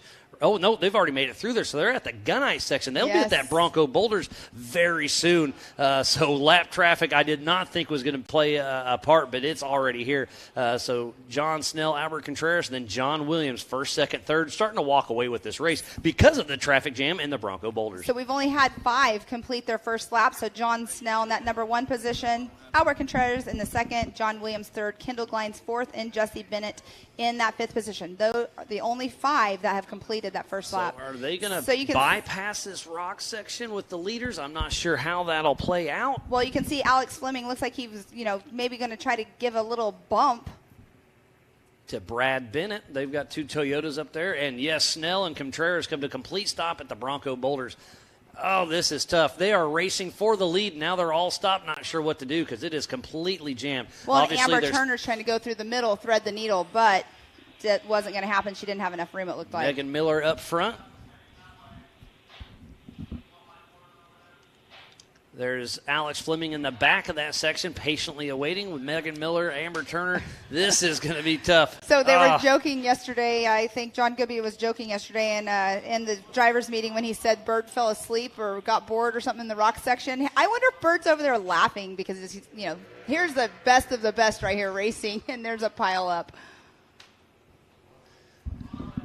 So we need to thank Can-Am, Ford, Bronco, Monster Energy, Optima Batteries, 4-Wheel Parts, Progressive, Mid-America Outdoors, the Off-Road Syndicate, Holly EFI, LaserNut, Griffin Radiators, VP Racing Fuels, Nitto, King Shops, Ultimax Belts, King of the Hammers, Amsoil, Method Race Wheels, Axial RC, 360 Wraps, Spider Tracks, Recaro Seats, Baja Jerky, Raceline Wheels, PCI Race Radios, Off the Grid Clothing, MBRP, Yukon Gear and Axle, HCR, Warren, Factor 55, ARB, Rigid, Brannick Motorsports, Tread Lightly, and Action Sports Canopy. So please support who supports the sport. Without all those amazing partners, we would not be racing today for the 2022 Nitto Tire Stampede at the Prairie City SVRA in Folsom, California. And you can see Amber Turner still John Snell go? They're all, they're still parked. Okay. They're all still in the back. Yep, so Amber Turner's giving it heck. Her and her brother Stuart are trying to weasel through Megan Miller and Brad. But there's just Barnett. not quite enough room in that rock right there. It looks like it's super big, but there are safety guys out there as well, so they're going to try to get this all cleared up as soon as possible.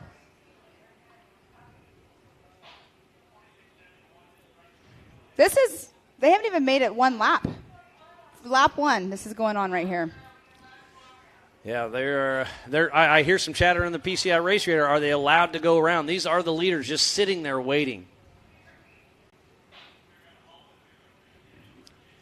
Sounds like we are going to hold and reset. So Re-rack it. We'll see. I'm not sure if it's going to be the entire course. And there is Boston Kyle Seglin just waiting in the back in that all-electric vehicle. That is the future. I know there's a lot of mixed feelings. When it first kind of came out, I was like, I love horsepower. Mm-hmm. I love race fuel. I love the sound of an engine. But I can see it. It does make sense that there's so much technology that's going to come from it because you can independently do your left or right and front. You can hear the traction. You can feel the traction. It's going to be a whole. It's going to be a game changer. Did you catch what I said, Miles? I said I love the sound of an engine. There you go. See, because an engine obviously is ran on gasoline or diesel. It's fuel, and then a motor is electric. I'm trying to catch myself and all that. And the FPV drone goes right under that car. I loved those Was guys. that They're amazing. John Snell? I think he just went underneath. John That's pretty Snell cool. or Albert Contreras. Super cool. There's Alex Fleming and Amber Turner. Bennett, Miller. I saw what is it called? The gigantic forklift looking machine. I saw it heading that way. Yeah, the Great All. Yep. I don't know the names of all of them. You can call it a big forklift. That's fine. So the 4600 Spider Track stock classes got hung up in the Bronco Boulders. So we'll kind of restack the field and get everybody out of there, and we'll see how this.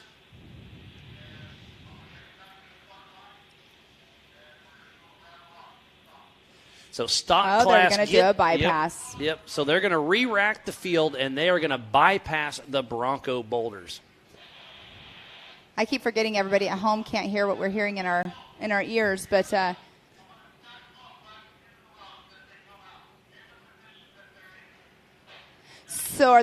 they're sounds like they're going to restock them right now as the position they're in, but they're going to bring them back over to the starting grid. So there's a lot of stuff going in our ears right now. Are they going to leave them the way they are on the laps, or are they completely starting over the race? I'm not sure. I don't think they're starting the race over, are they? I guess soon we will know. Yeah. So we'll keep you the best informed we can.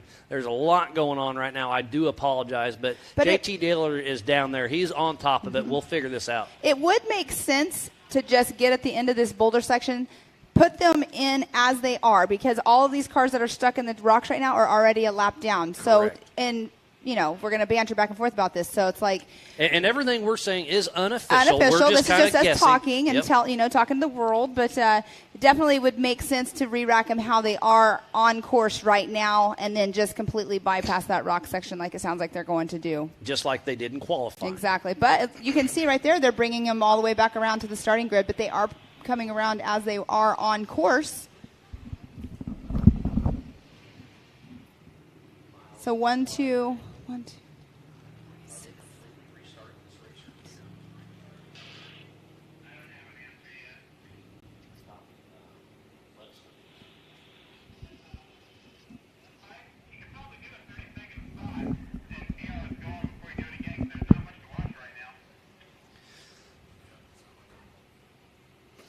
So we're going to try to get everything figured out. We'll get you confirmation on exactly what we're doing, but we are re-racking the field. I'm not sure if we're starting completely over or not, but we'll let you know as soon as we can. And while we get all of the safety crew, get all the cars out of the Bronco boulders, we'll take a quick break and be back after this. Bronco, an American classic, returns. And it only gets better when it's outfitted with the right gear. From bumpers to winches, rigging accessories, suspensions, body armor, and wheels.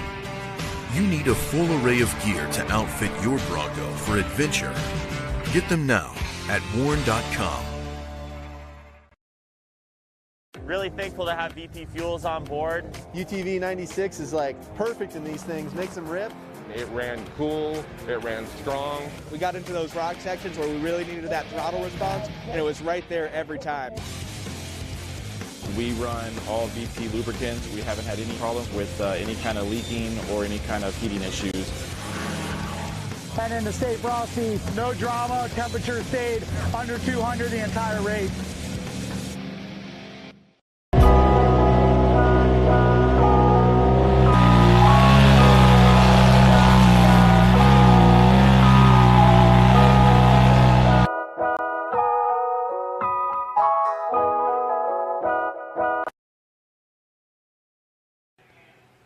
So they're still out on course. Thank you for tuning into the 2022 Nitto Tire Stampede here at the Prairie City SVRA, just outside of Folsom, California. I am Miles Hasquist alongside Mrs. Pam Hall. We've been with you for the last couple years, and we don't plan on going anywhere. We love this stuff. So thank you, everybody, for tuning in here on site and back at home. We got the Jumbotron down by the Ultra 4 merchandise trailer. If you're over there, go check it out. Lots of great stuff going on. But we are trying to restack the 4600 Spider Track stock class, and we'll see what's going on. It looks like we have another special guest coming in. Special? Yeah, you're special. Yeah.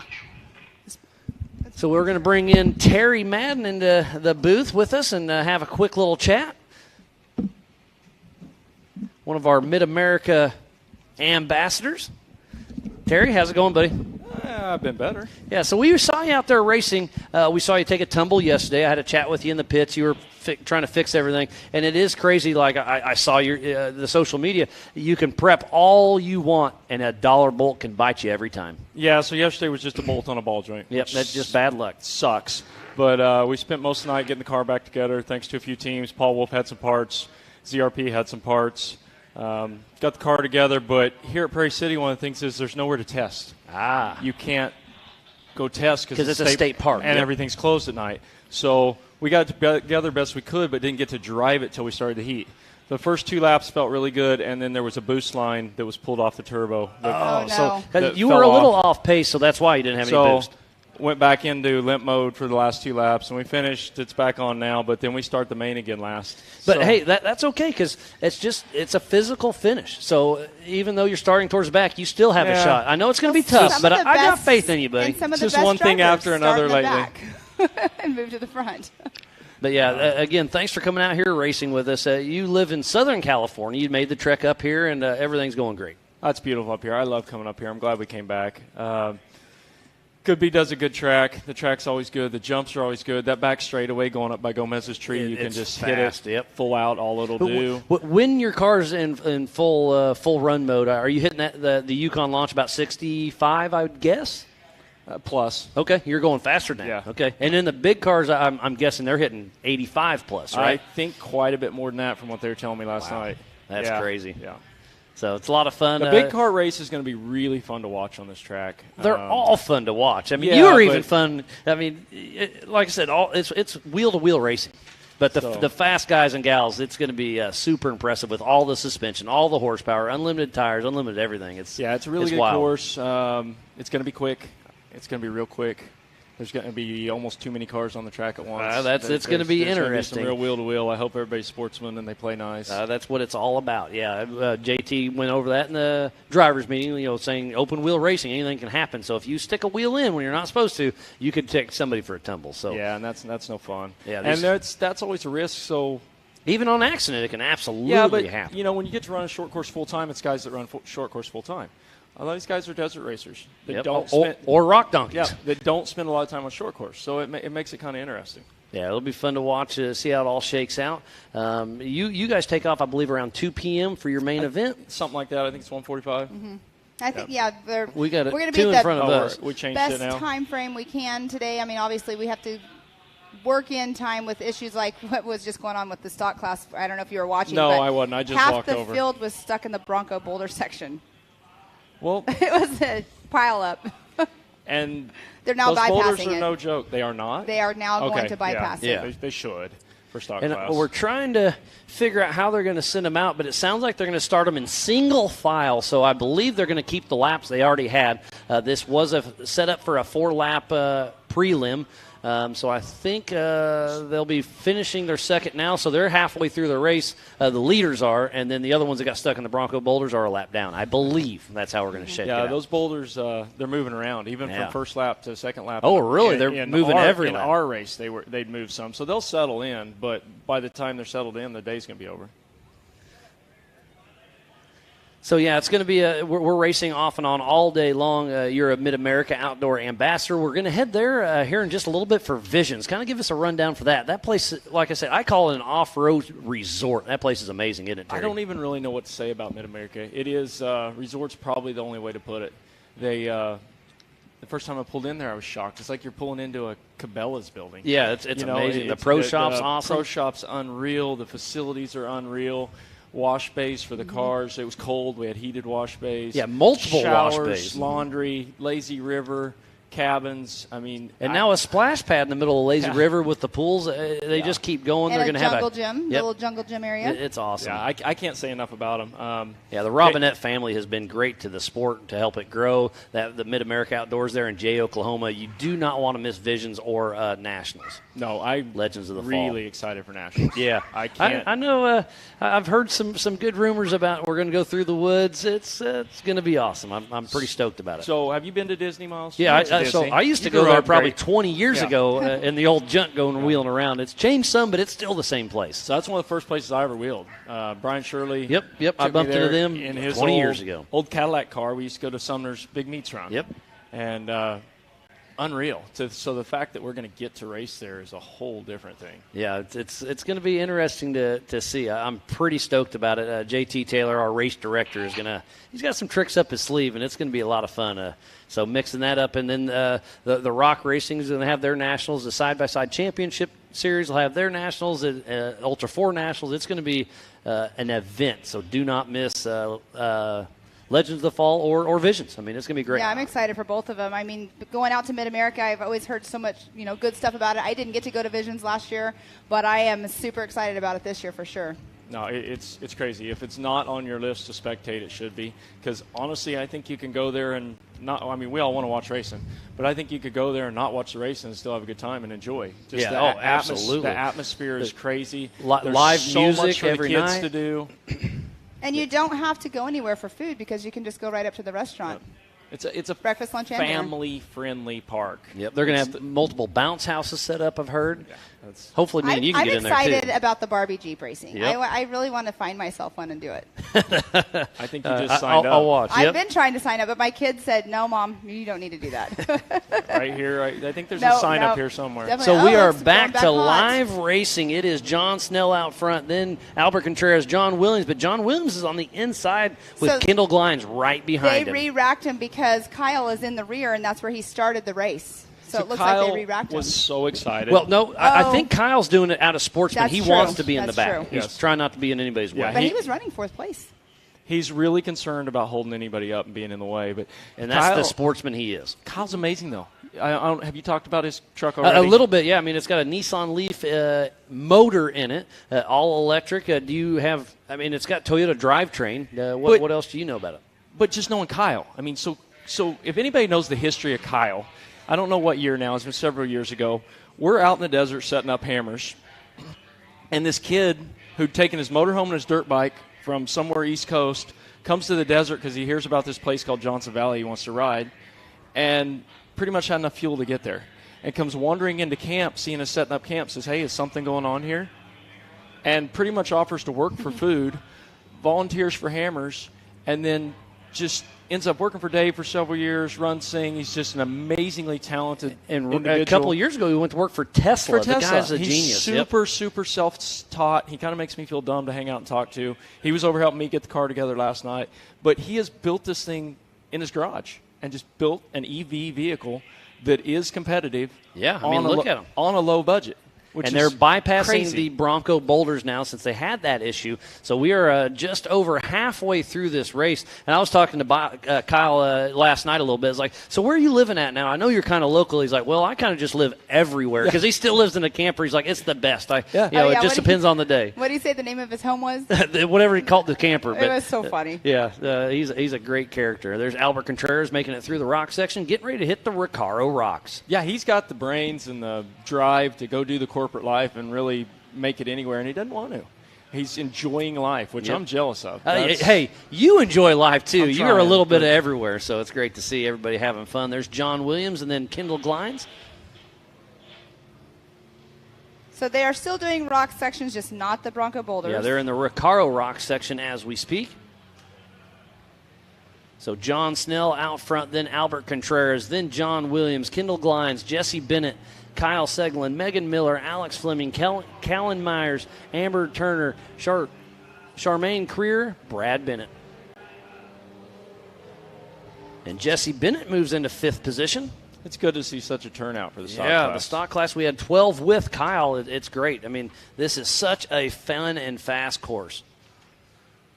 See Kyle in the Recaro rocks as we speak. So Dave Conklin, he corrected my forklift. He said it's a telehandler. A telehandler. You can call a little bit of everything. So I'm like, thanks.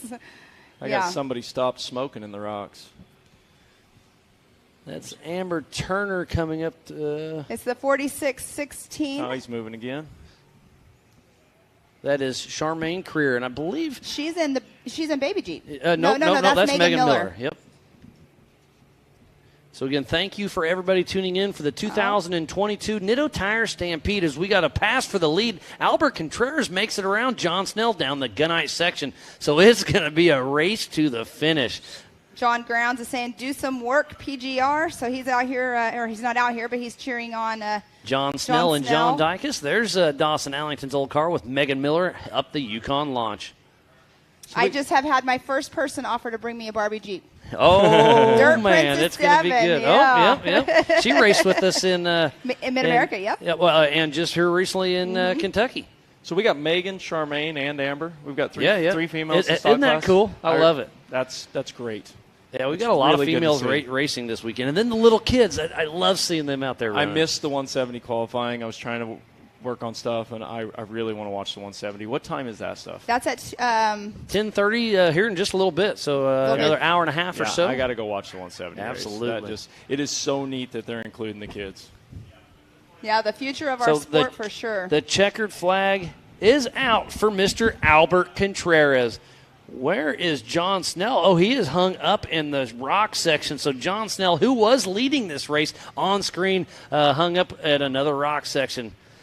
That's good to see. I see the rear tires spinning. The fronts aren't. Not sure that what's John going on. stuck, but it's good to see Albert finish first. Yeah.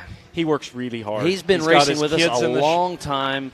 He's had some great success. He's had some bad tumbles. I think it was here 3 or 4 years ago we had a gap jump, and he came up short and plowed into it. But he brings the whole family. He works with the kids. When they went to Sturgis last year, he drove 2 vehicles. Albert's got a large family, so that they could take all the kids and they could ride comfortable. And he's just a family affair. Yeah, the racing's secondary to his weekend. Absolutely, and family, what it's all about. And speaking about family, Terry, I'm going to bump you out and bring out Austin Thompson. So, Terry, always a pleasure. Good seeing you, buddy, and good luck later on today. All right, Austin Thompson, come on over here. That is Brendan Thompson's son. He raced in the UTV this morning. How old are you, buddy? I'm 15 years old. 15, and you're getting thrown in there. And I remember, correct me if I'm wrong, but up here at NorCal, you used to race 170s even, right? Yep. And you've moved your way up. And how cool is it racing with the big guys and gals? It's awesome. This is actually the first time I've ever been in the rocks. Oh, okay. Because at NorCal, they don't have the rock sections, right? You bypass all that. What do you think of the rock sections? It's a different element, isn't it? Yeah, but I love them. Yeah, it's pretty sweet. So I saw you in Moab one morning, and we were all chit-chatting. Did you say you used to race in like a Honda Odyssey? What was it that you were telling me that you've raced in? Yeah, it was a 1989 Honda Pilot. Honda Pilot, that's right. And that was your dad's? It was my uncle's that had a Rotax 600 in it. Yeah. That's awesome. That was awesome to get some seat time into that. That's not the first thing you drove, though, right? It was the 170s was the first thing you drove? Yeah, my old 170 is actually here. Oh, that's awesome. It's racing, huh? But you don't quite fit it anymore, do you? No. So tell us a little bit. I passed by you this morning, and I asked, if you were ready for the day, and you had a little bit of issues yesterday. Let us know what happened with your car before you had to go out for your heat race this morning. So yesterday during qualifying, I went over a jump, and I guess I landed on the throttle or something, and I didn't notice it, and broke the diff completely in half. Oh, wow. Oh, man. So, wow. Brendan, you and your dad got that swapped out last night and got it going? My dad just sat there and watched me do it. I love it. You do all the work on your car. I mean, he would have helped you if you needed it, but I love that I love the father-son team up where he's like, I'll help you if you need it, but here's the tools, here's the part, figure it out, because that's what happens. Yep. Well, and like I was saying, with Terry, whenever he was in here, he's going to be starting in the rear because of the issues he had. The best drivers are also the ones that work on their cars as well. Absolutely, yeah, the builders, drivers, and all that. So let's give a quick rundown. So winning the 4600 Spider Track stock class was Albert Contreras. And then in that number 2 position is the 4623 of John Williams. And third spot is Kendall Glines. And then 4th position, the 4695 of Jesse Bennett. And then in that EV motor with that Nissan Leaf is Kyle Seglin in that 5th position. And then in 6th position, the 4671 John Snell. But no, he's not. He's still out on course stuck, so he'll take a rear start. Oh, he hasn't. So, yeah, we had a few cars that were a lap down.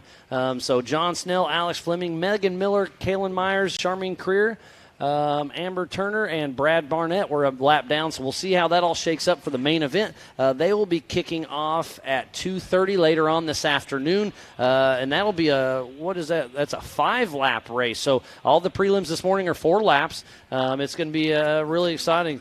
And it looks like the 4800 Brannick Motorsports Legends class is getting ready to kick off. So, Austin, I thoroughly appreciate you coming up here to chat with us. Pam, you got anything else for I do. I wanted to know, so you went out and did your heat race this morning. Everything good on your car now after having to work on it last night? I rubbed a hole in the radiator line. Oh. That goes to the breather, but that's fixed already. We just need to fill it with water. There you go. Then you're set to go. Yep. So, yeah, you'll watch your dad here in a little bit. Then he'll so do you spot for your dad and he spots for you, or how's that working out? I'm actually going to be out there with him. Oh, on course. Nice. So you're running shotgun? No, it's a single-seat car, so how's that work? So my dad's buddy, Mark Nicholson's actually here. And okay. He's got a 2-seat straight axle car. Oh, so you're going to be racing. with your dad or Nice. against your dad. That'll be fun. Yep. That'll be fun. So- The best place to learn too is in the passenger seat as well. Yeah. Well, Austin, again, thank you for coming up and chat with us. Come up again later if you'd like. and good Tell your luck dad out there. good luck. Good luck to yourself, and it's going to be a great day of racing. Thanks Awesome. again for the chat. All right, thank you.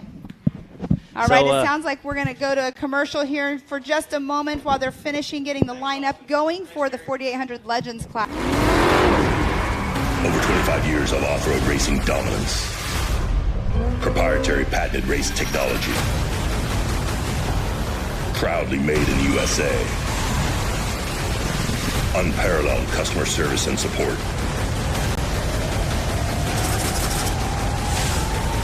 The choice of champions. King Shocks. The leader in off-road shock technology.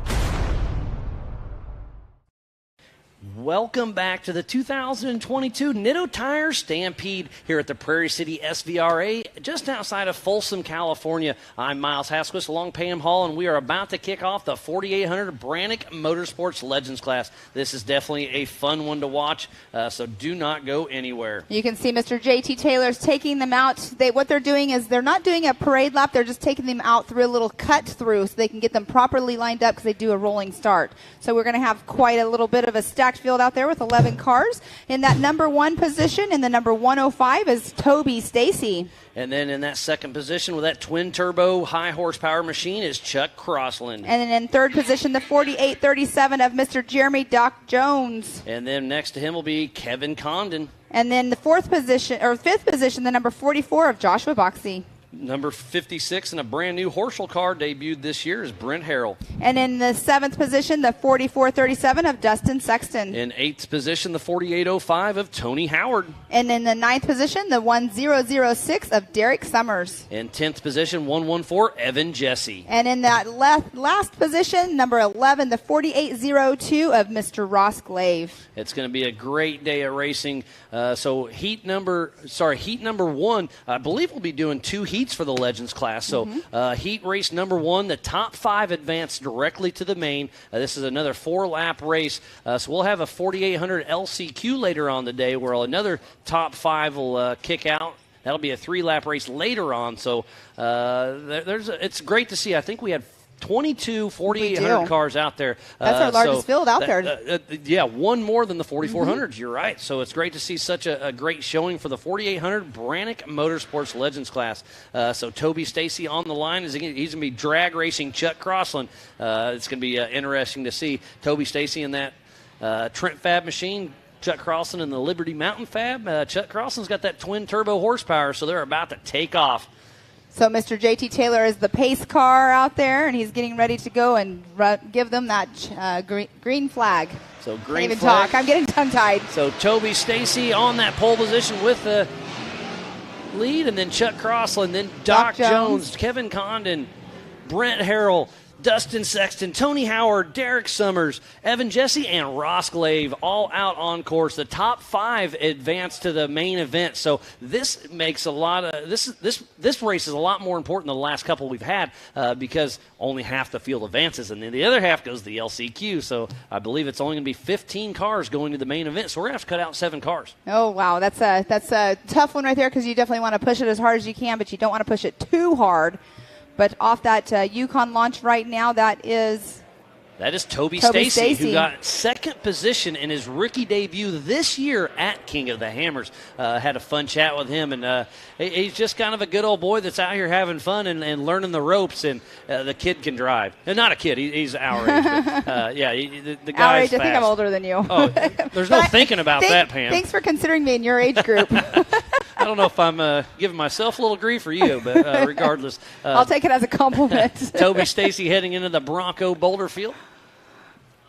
And I wonder what their lap times are going to be compared to yesterday. I guess we'll soon find out. But definitely the only class that's going to be bypassing these Bronco Boulders is going to be that stock class. Yeah, Toby Stacy yesterday ran a 138 bypassing the Bronco Boulder. So I think with the open air, he's going to be at that 145, 150 mark. Jeremy Jones is out front. No, he moved into second position just in front of Toby Stacy's way out front. Toby Stacy has quite a lead. See, I didn't even see his dust. But Doc Jones got around good water Chuck truck. Crossland.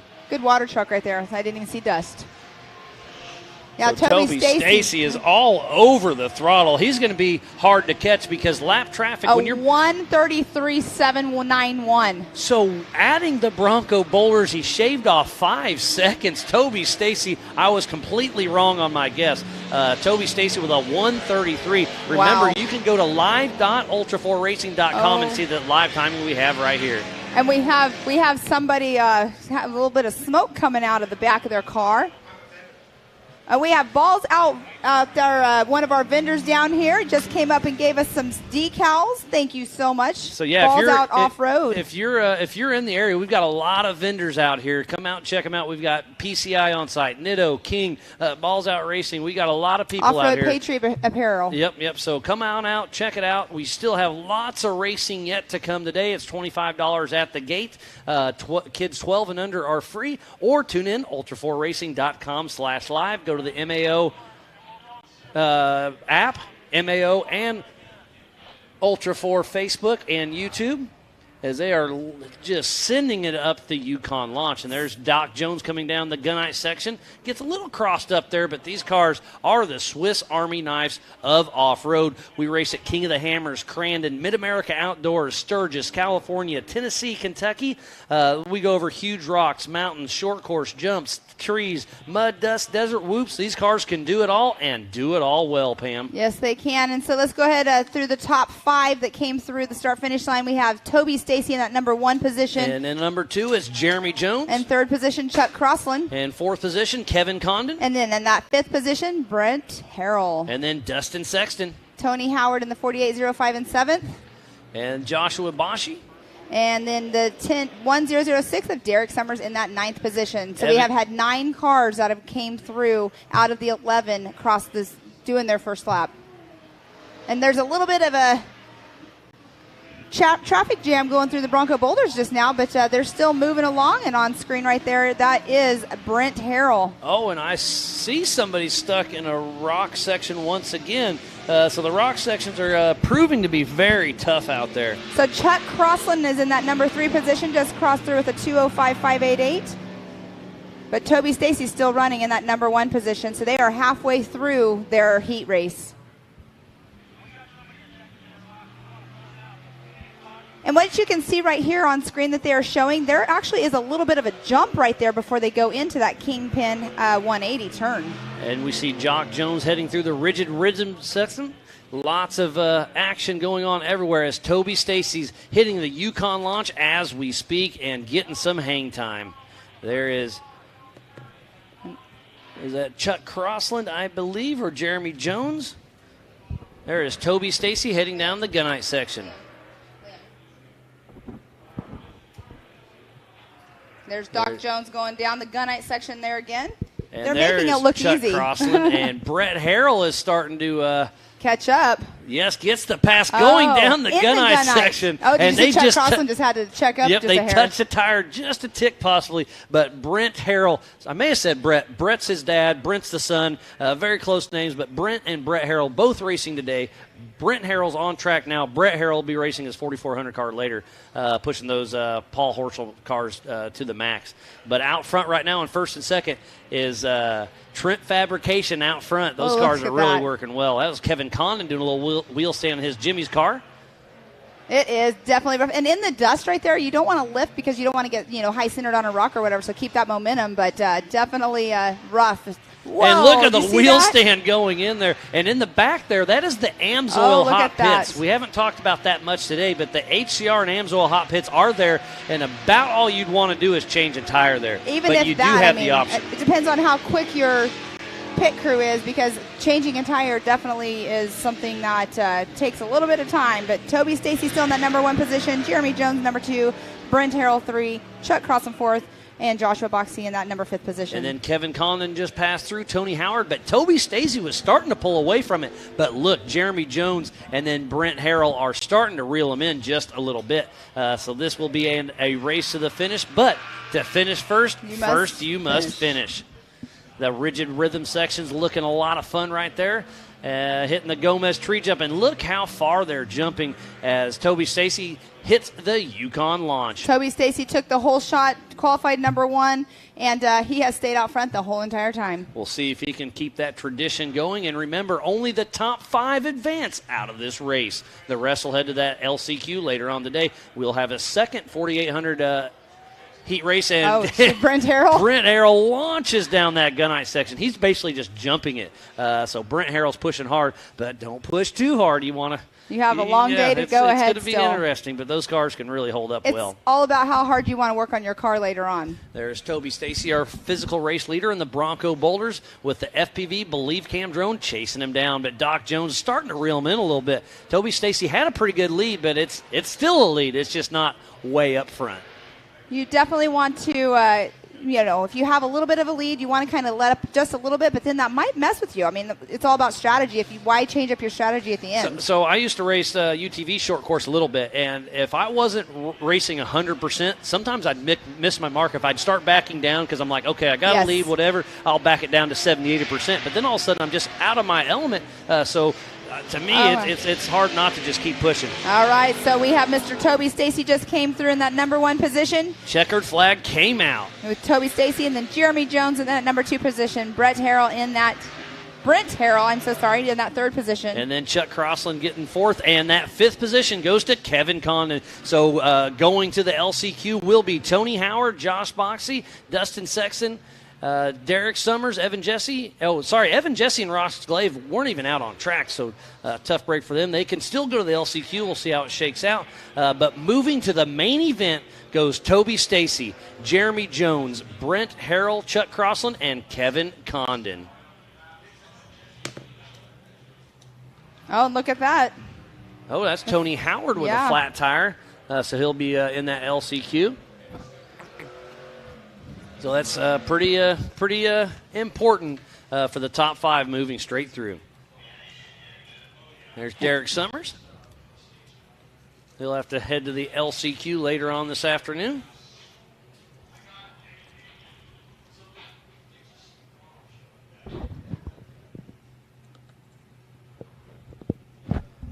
So another great race for the 4,800 Brannick Motorsports Legends class, heat race number 1. After this will be heat race number 2. And again, the top 5 will advance to that one, another 4-lap race. So, Pam, it's been a great morning of racing, and we're just getting started. We're just getting started. And next up, we'll have heat 2 of the 4,800 Legends class. So another 11 cars will be coming out on course. It's awesome to see that is the largest class. You know, everybody always talks about the UTVs are the largest growing class, which it is in reality. In every single kind of racing, the UTVs are, the numbers just keep rising. But out here this weekend, out here at Prairie City, our largest class is the 4,800 Legends class. So we're going to have 22 cars in total that have entered. But it's definitely cool to see something different than just the UTVs being the largest class out there. So, it's an exciting day for sure of racing. I'm having a blast at it. So next off the line in that number 1 position will be Woody Rose. Number 2 position will be... number 2 is Nick Ellery. And then number 3 is James Hubbard. And then in that 4th position, 4874, Brad Mulliken. And then Miss Maddie Moon in the 888 will be taking that number 5 position. And then the wild man, number 31, Matt Tribino. And in that 7th position, the 4853 of Andrew Gorman. 4898 of Arturo Soria. And then the 406 of Mr. Eric Weichel. 224, Brent Dixon. And then the 4806 of Steve Graff. Now, we said earlier he took a little tumble yesterday in the qualifying. Yeah, but and I was chatting with him last night and having a little bit of fun. I was like, kind of rubbing it a little bit, just saying how's everything going. And he says, I'm fine. And just kind of overthought a little bit. And John Dykus was having a little fun with him. He said, Crash McGrath. Crash McGrath. All fun. And we got another guest up here. We got Mr. Brendan Thompson. We just had your son Austin up here, and he had a great run this morning. We were talking about his little front diff issue. I said, so you and your dad had to work on it all night last night, right? He's like, no, Dad sat over in a lounge chair and just pointed. But that's the way to teach him, right? Yeah, he basically killed it. He did it all himself. I mean, he's a huge help all the way around, even with the big cars.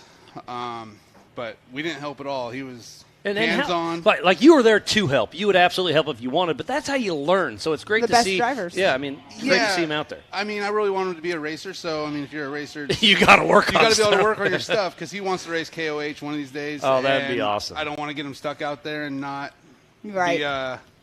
Not be able to work on his stuff and have to call someone. So obviously, huge help, and he's a persistent kid. So he pushes us to get out here, and he's always working on the big cars and Can-Am, his razors and pilots, whatever he's got. Yeah, we talked about all those. Yeah. And speaking about big cars, you've got a brand new car. You and your brother Joe Thompson built this car. He gave you some driving lessons, he told me, and all that. well, apparently they didn't work too well.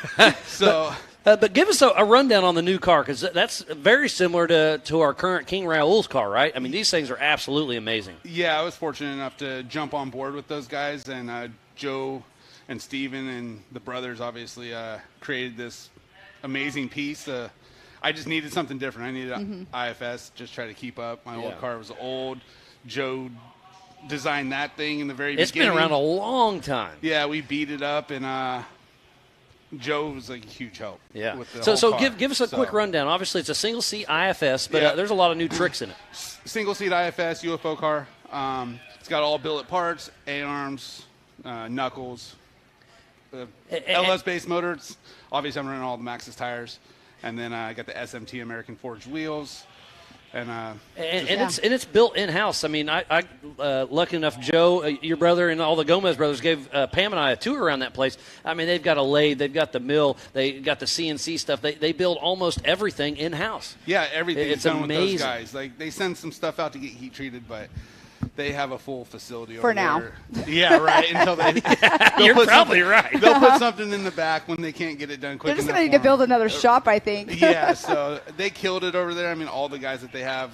I mean, obviously it's machined over there, so it's awesome. I'm not over there enough. I'm at my place, so they built all the parts there. They built the chassis there, put it together, and then you took it back to your place and finished it out, right? Actually, I went over there and tacked all the chassis together. All right. Because I got to earn it. I got to put my time in with those guys if I can, and if I had parts, I would try to get my parts made and let them have them. Whatever. I mean, whatever we can do to try to help.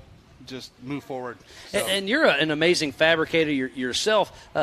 You've worked with Paul Jr. making motorcycles. That's kind of where we first heard from you. And how's all that coming? It's cool to see that on. You're merging both sides. It's pretty cool. Yeah, the Discovery thing was pretty cool. I did it for a long time. I think it was like 12 years. Being on that show, just killing it. It was fun. It was before I started racing. So, and then Joe started getting into the race thing. Came out and watched and. Got hooked, didn't you? Actually, I co-drove with Jake Hollenbeck. Oh, way back in the day. For the first time, and he got me hooked. I came home and bought a motor that day. Oh, wow. So I'll be honest with you. Him and Jake Yeoman and all those guys got me in the car, and Joe was building cars, and it just... And here we are, right? It went downhill, and then I teamed up with Maxxis, and it was good ever since. Yeah, that's the worst thing you can do is get in a race car as a co-driver. I did that with my husband. We were dating at the time, put me in as a co-driver, then he let me drive the car. Yeah. That was his biggest mistake. Yeah, I wouldn't want you driving either. Oh, thanks, Miles. I got thrown in the passenger seat because Hollenbeck needed a spot to race, and they started us in the back, and they said he has to drive or finish the race, and I just met Jake. Oh, wow. And I was that's one way to make some friends. Like, we got on the starting line. I was like, when do I need to get in the driver's seat with you? He's like, we'll figure that one out later. I said, good plan, because I was hoping you were going to say that. Yeah. Well, that's a good plan to have. And speaking about riding in the shotgun seat, sounds like Austin picked up a ride. Yeah, he's going to take my old car. So we're just talking about converting it over to a Legends car since you guys just changed that rule. Yeah. Okay. And get his feet wet. But he's going to ride shotgun today, right? Out on track? Not with. Oh, he is. Yeah. Yeah, I forgot. With Mark, right? He's got Mark Nicholson coming in, late arrival. They killed it. They got that car back together. Their crunch time all day yesterday, getting it done, missed qualifying. And now Austin's jumping in the passenger seat to let him try to guide him through the rock sections and tell him what to do on course. Yeah, no, that's good. Cool. And I just love seeing the father-son. It's cool to see you guys working together. You're out there helping him. He was helping you. Are you spotting for him? No, my brother-in-law's Okay, okay. He's actually the truck driver, so he's in a spot for both of us. All right. Oh, nice. Tell us where we need to go. Yep. Well, awesome. Brendan, always a pleasure. All right. Best of luck. Likewise. Yep. And good to luck see you, out buddy. there. Yep. It's been All a right. pleasure. And it sounds like earlier, yesterday, we caught up with Maddie Moon. So, Pam, let's see what you had to say with her. Hey, everybody. I'm out here with Miss Maddie Moon out here in the pits. You went out for some practice runs earlier. What did you think about the race course? The race course is amazing. I'm really stoked about all the rock sections. I feel like that's kind of my strong point, and it leveled the playing field. The corners are something I'm still getting used to. I've only driven this car one other time. I was able to pilot it on the podium, which is amazing. I definitely am excited for the opportunity. Trenton Fabrication and Dave Schneider, they're great people, and they, we worked out a deal, and they're allowing me to partner up with them to race this Nexen car. So I'm really excited to be here. The track is amazing, and there's a lot of big dogs out here, big sharks.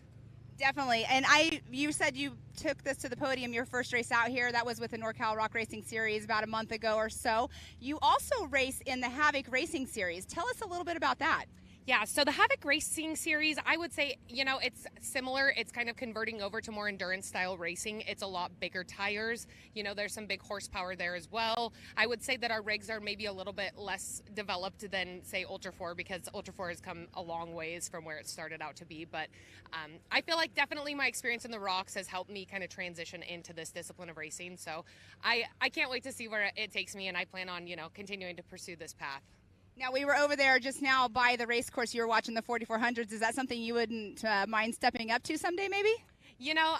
That's where the big bucks and the people that have been driving for a really long time are, and it's a little intimidating, but I love a good challenge. So that is my goal, actually, to one day be racing a 4400 car. Awesome. Well, do you have any strategies for today's pre-running and your qualifying? Are you going to run a co-driver with you while you're qualifying, or what's your strategy for that? So I'm going to have Cody Knoll in my passenger seat. I feel like just because I'm still a rookie in this style of sport, it's really good to have somebody kind of watching your mirrors, watching out for other people. I really want to run a clean, smooth, consistent race. Pre-running, I'm going to take it a little easy. I don't want to pop any tires, just get a feel for the car. I kind of have to change my mindset. I just got out of the bouncer 2 weeks ago, so I have to change, my back into Ultra 4 racing, and it's a lot different. It's way quicker pace. The rocks are a little bit smaller here, which is okay, but I'm running a lot smaller tires, so it'll make up for it. And yeah. Well, awesome. Well, good luck out there. Everybody, make sure you follow in and watch her social media, because she's got quite the racing behind her. So good luck out there, and thank you for chatting with us. Absolutely. Thank you so much. And, I definitely have to thank my dad overall, because that is the man who got me into a car firsthand. And, make sure to follow our Moonbenders page, as well as Trent Fabrication and Nexen Tire and everybody else who makes this happen for us. Thank you. Awesome. Thank you so much. Rocks, sand, heat. Life off-road is tough. We wouldn't have it any other way. If AMSOIL products are designed for this kind of punishment, think about what they can do for your daily driver. Upgrade to AMSOIL protection today and get fast free shipping from AMSOIL.com. 4WP is more than a store. We're truck and Jeep experts and have been for over 50 years. From wheel and tire upgrades to full custom builds, 4WP has you covered. Whether you want to order the best parts online or shop in store, do the work yourself or get it done by a pro, all roads lead to 4WP. Do your rig right. Shop online or find your store at 4WP.com.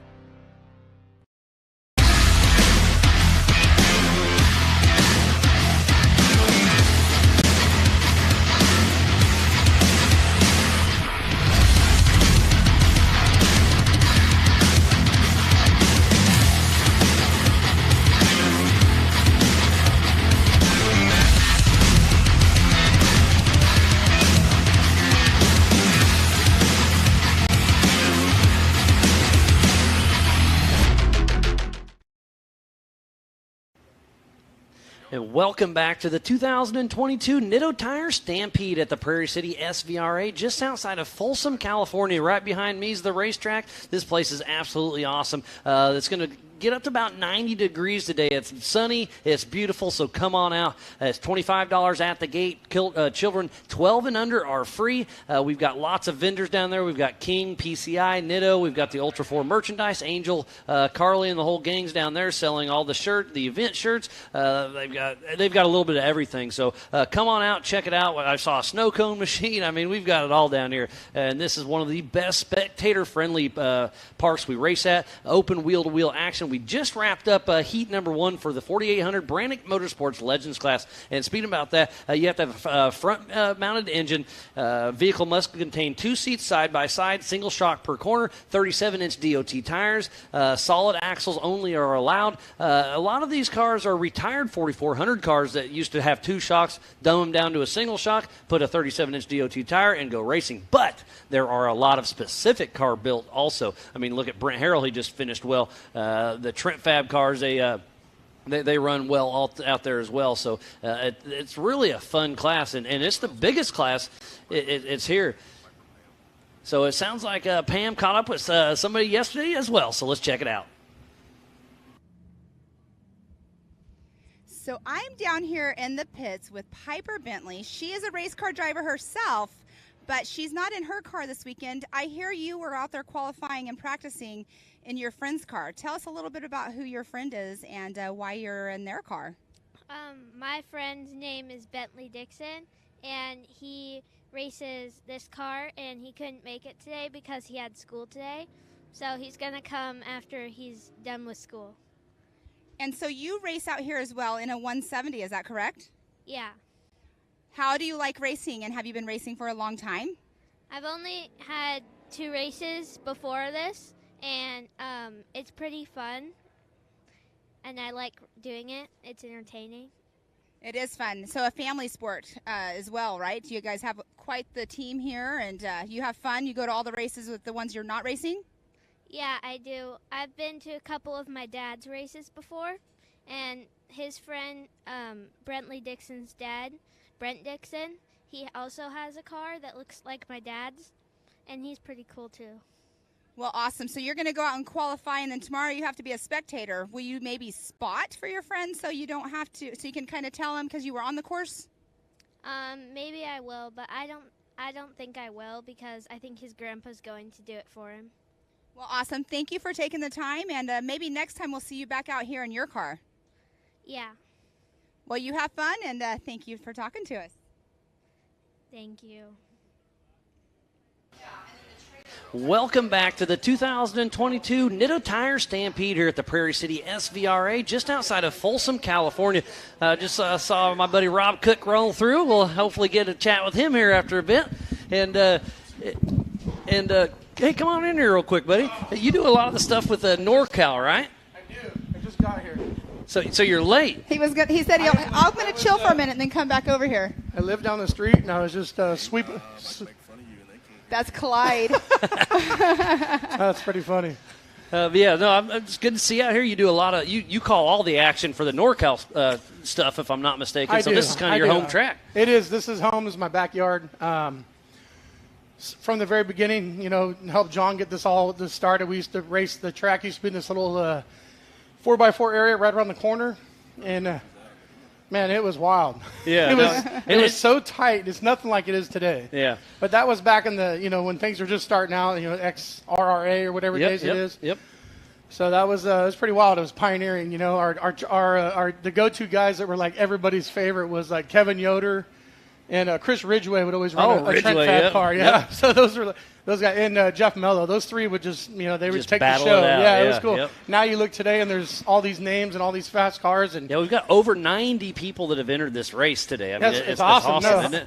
It is because, you compare to NorCal, I'm sorry, and you come out here and it's mind-blowing. I was like, wow, this is awesome. I mean, you guys put on a great event, and you've helped us tremendously. So just thanks, and I just want to have a quick chat with you. And if you want to come up later, go chill, whatever. But if you want to come up and give us a hand, because I'm sure we're missing a few things out there. No, man. I was watching the live feed yesterday. You guys look great. So thank you. I was telling Pam, I got to see the setup because I was looking at the way you were set up with the window behind you.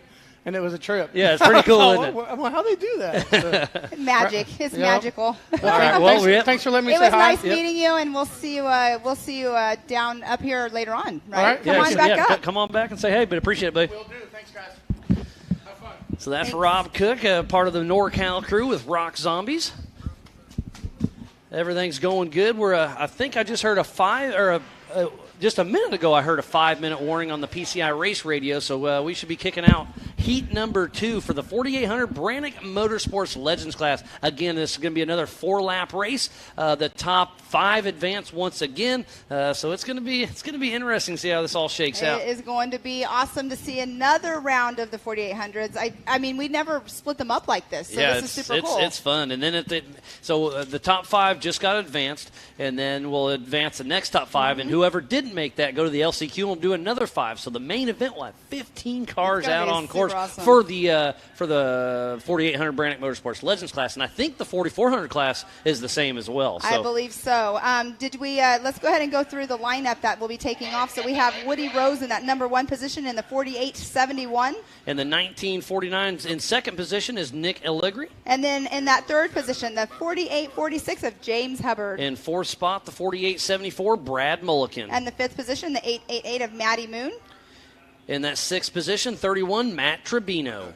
7th position, the 4853 of Andrew Gorman. In 8th spot, the 4898 of Arturo Soria. And the 9th position, the 406 of Eric Weichel. The number 224 in that 10th position, Brent Dixon. And then the 11th position will be the 4806 of Steve Graff. And I realize we already did that, so we just repeated our lineup, but they're getting ready to go off the line here momentarily. All good, yeah. Well, that's because people keep tuning in and out, so exactly. We got to keep everybody informed. Don't forget at home to go to live.ultra4racing.com. That's where you can see the live timing. You can see the positions as they cross the finish line. And then also if you've missed a class that you want to know where somebody finished, you can go on there as well and you can look at the race results. You can see where they finished yesterday, their lap times. You can also see where they're at today as well. We also need to give a huge shout out to USAC, the United States Auto Club. They're our sanctioning body and help running with timing, scoring, race operations, safety, and tech. Mr. Lee O'Donnell, 23, is out here on site making sure everything's running smooth. So we got a lot of safety crew, a lot of volunteers, all the Mid-America, the Ultra 4, and the NorCal groups out here running strong, and everything's going great. So again, just want to give a huge shout out to the Robinettes and everybody for making this possible. And Woody Rose will be drag racing against Nick, and we'll see who gets that whole shot. Nick Allegri's giving it all he's got, but it looks like Woody Rose on the outside gets the whole shot. And Woody Rose is in a newer style chassis. That is a Trent Fab. That is Derek Trent's son. And Lisa's out here on site, and their son Dylan will be racing the 170 class here in a little bit, and it's his 13th birthday today. Oh, it is. So Woody Rose's little brother Dylan will be just turned 13 years old today. Make sure you bring me a piece of birthday cake. I'm just kidding. So Woody Rose out front, heading through the rigid rhythm section. Running look strong. At the lead already. Yeah, look at that Trip Fab car working really well, but Nick Allegri is not trying to let him up. Hits the Gomez tree jump and then getting ready to head up the Yukon launch. And look how much airtime they're getting. So, Miles, we keep calling it the Gomez tree. People at home, they're probably wondering why it's called the Gomez tree. You know more of the story. Because this is their hometown track. So they race Ultra 4, but they race a lot of NorCal up here. And about every race, a Gomez brother will take a tumble and end up in those trees. And not every race, but it's definitely happened. They put their marks on it. Oh, yeah. Let's just put it that way. Gomez leaves their marks everywhere they go. And the gunite section, they're heading down.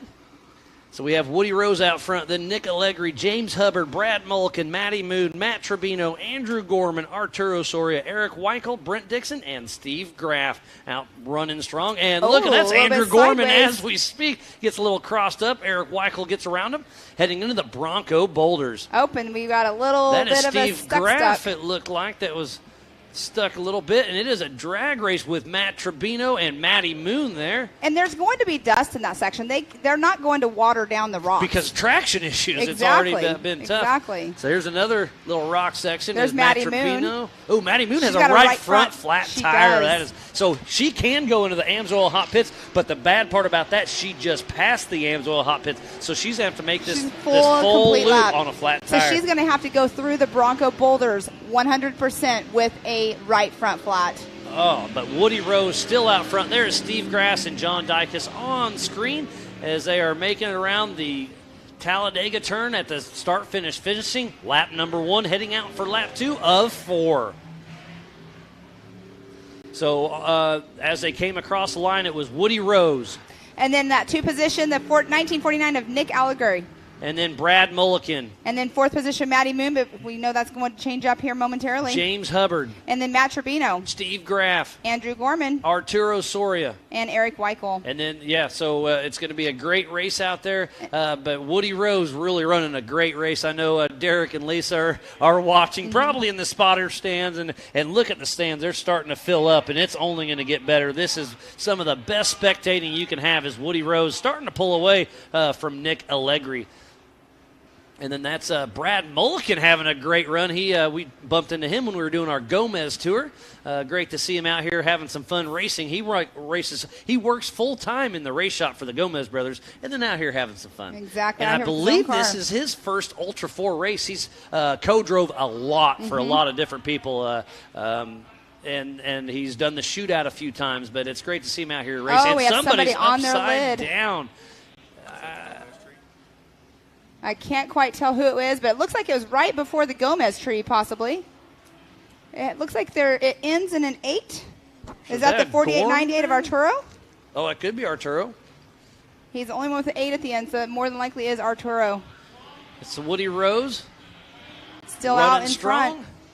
He'll be halfway through his race as we speak, running strong. That Trent Fab car is looking good, and he's starting to pull away from Nick Allegri a little bit. So number 1 and 2 are starting to get a pretty good lead. And a 1:51.985 is his lap time.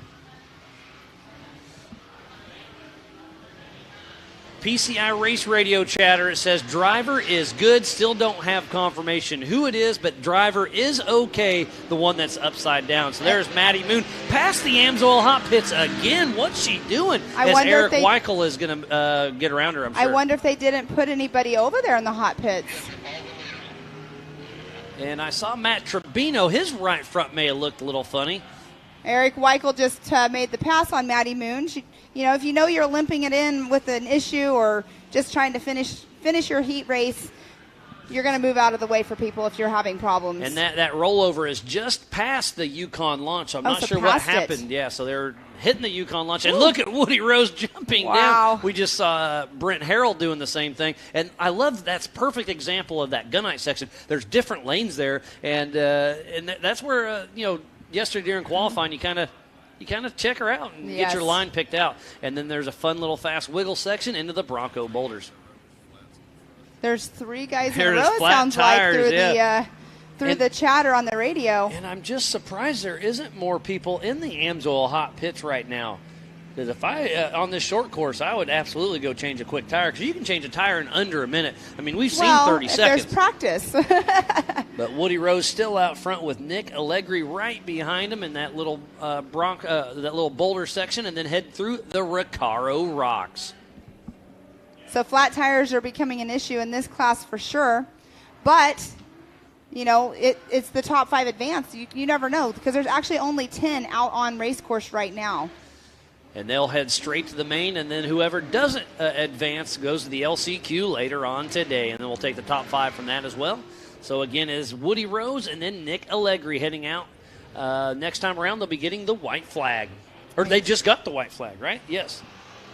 So white flag is out. And coming through right now, the start-finish line will be Brad Mulliken. And that Jimmy's chassis.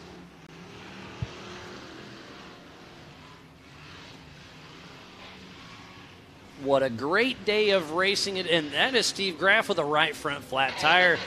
Okay, that is Arturo Soria. You were right, Pam. So Arturo Soria, look at the right front. He tore his car up pretty good. So tough break for Arturo Soria, but he is out of the car. He is okay. JT Taylor, the race director. And look, he even gives us a thumbs up. He's got to be bummed, but he's still all smiles because he's racing Ultra 4. You know, he can go and get his car fixed and still go in the LCQ. You never know. Sure he'll have some fellow competitors in there helping him out as Woody Rose and Nick Allegri are going to be battling all the way to the finish line for the 2022 Nitto Tire Stampede here at Prairie City SVRA just outside of Folsom, California. So it is going to be a race to the finish. A little inside-outside through the Bronco boulders. And it looks like a line's starting to get burned in. Nick Allegri's following Woody Rose, but those closely behind. That Nexen Tire Trent Fab car is looking good out front. Woody Rose, the first time he drove, he was a fill-in driver at Crandon last year for Ultra 4. So it's great to see this young man really stepping up and doing good things. And debuting that Trent Fab car that is that. Ooh, it's starting to. I wonder if that's overheating or what. He's just got a couple more turns to go, but Woody Rose is smoking. Just getting ready to go into the Recaro Rocks. Oh, that is tough luck. Hopefully he can keep the car together. Is he overheating? Is he having issues? Not sure, but the checker flag will be waving, and it looks like Woody Rose and Nick Allegri 1 and 2. So Woody Rose keeps her together. So they'll have to get him back to the pits and see what's going on. And Brad Mulkey, he's just getting ready to go into the Recaro Rocks now. So it looks like right now he will be in that number 3 position. And remember, the top 5 advance. We can see behind us a battle going through the Bronco boulders just now. They're coming in 2 wide. Yeah, so that's going for that 5th position. It looks like Andrew Gorman and Matt Tribino will be battling in that for 5th position. And look at Matt Tribino. He goes in and stuffs a front rock, and Gorman gets stuck on a tire and rolls over. Andrew Gorman, terrible luck. And now Matt Tribino, like I said, he went to jump it and stuffed, and look at the right front. He is broken. He's got a steering issue, but he's only got a couple more turns to go. So is it going to be Matt Tribino? Eric Weichel could sneak in if Tribino has issues, but Matt's going to push it. This guy always gives it his all. But tough break for Andrew Gorman. He was going to slide in and then caught that tire and did a power wheelie and wadded her up. But that's why they're pushing so hard to get that 5th and final spot. So Matt Tribino gets that 5th position, so he goes straight to the main event. Eric Weichel misses it by just 3 seconds. Wow. So moving on to the main event is going to be Woody Rose. And then in that number 2 position will be the Nick Allegri. And then Brad Mulliken. And 4th position, the 48-46 of James Hubbard. And grabbing the last spot, moving to the main event, is number 31, Matt Tribino. So good job to all of those racers. You could tell how hard they were pushing those number 1, the top 5 spots. And look at that. He, like I said, he stuffed the front end so hard, smoked a tire, smoked some steering. I don't know if it's a tie rod or what. But yeah, but he's in that number 5 spot. But now he's got to go back to the pits because he's got some work. But he doesn't have to run the LCQ, so he has more time to work on. There's another flat tire, so tires are absolutely going to be an issue. As the Mid-America team in Ultra 4, NorCal crews out there riding everybody. They're working on Andrew Gorman. Oh, what a tough leg. But the course is cold. No more racing for the 4,800 class. Just tough break. We saw some carnage. We saw Arturo take a pretty good tumble on the top of the Yukon launch. Gorman there at the end, he was going to sneak in and then just, like I said, got a little over anxious and just powered through and just flipped her on over backwards, hitting that tractor tire. So we'll do a little bit of track maintenance. It looks like, yes, there he is. Andrew Gorman is out of the car. Thumbs up. Car's back on all fours. Just a tough break for him. So we have we have just a lot of stuff going on, but we got another special guest coming on in. We have Mr. Jason Berry. You had a good run this morning. How's it going, buddy? Going good. How are you? Great. So you've been teaming up with Mid-America Outdoors. You helping up and give your team or your company a little love. It's Wheeling. So we obviously support first responders, but we also have a whole amber area. So Mid-America got 40 lights for your guys to support vehicles to put on the UTVs. Well, we thoroughly appreciate you setting that up, and then obviously the big bossman. It actually really wasn't me. They heard the Wheeling Wine and Whiskey podcast for JT. And he did a little shout out for Wheeling, and then my boss contacted me. He's like, "What do they need?" Oh, that's awesome. That's awesome. And you're helping us, we're helping you guys, and we're all just here for fun. I mean, that's what it's all about. And speaking about fun, like I said, we saw your interview earlier, but you cruise through the pits and you hit your little siren and smiles go everywhere. Yeah, it's all in good fun. You walk, especially little kids. Hey, you want to play with some lights and sirens? Yes. Oh, I mean, absolutely. I remember when I was a kid. Yeah, if you got to crawl in a cop car, or when you go flying, the pilot lets you peek your head in, and all the buttons, the bright lights, and all that. And you guys are heavy into aviation too, correct? That's where it all started, was aviation. Yeah. So again, thanks to Wheeling and Jason Berry, you're having fun doing it, and your company supports you. It's great. And the way you got into this, if I'm not mistaken, is you kind of called them up kind of for a sponsorship, and they said, "Why don't you come to work for us?" No, it was actually the other way around. So I started working for them Okay. About 2.5 years ago, and then I bought a race car, I don't know, in October of last year, and I said, "Yeah, I'm going to race hammers. Do you guys want to sponsor?" And they were like, "Sure." Why not? It all worked out. That's a win-win. But So you guys have some good things going. Obviously, it's not meant for this.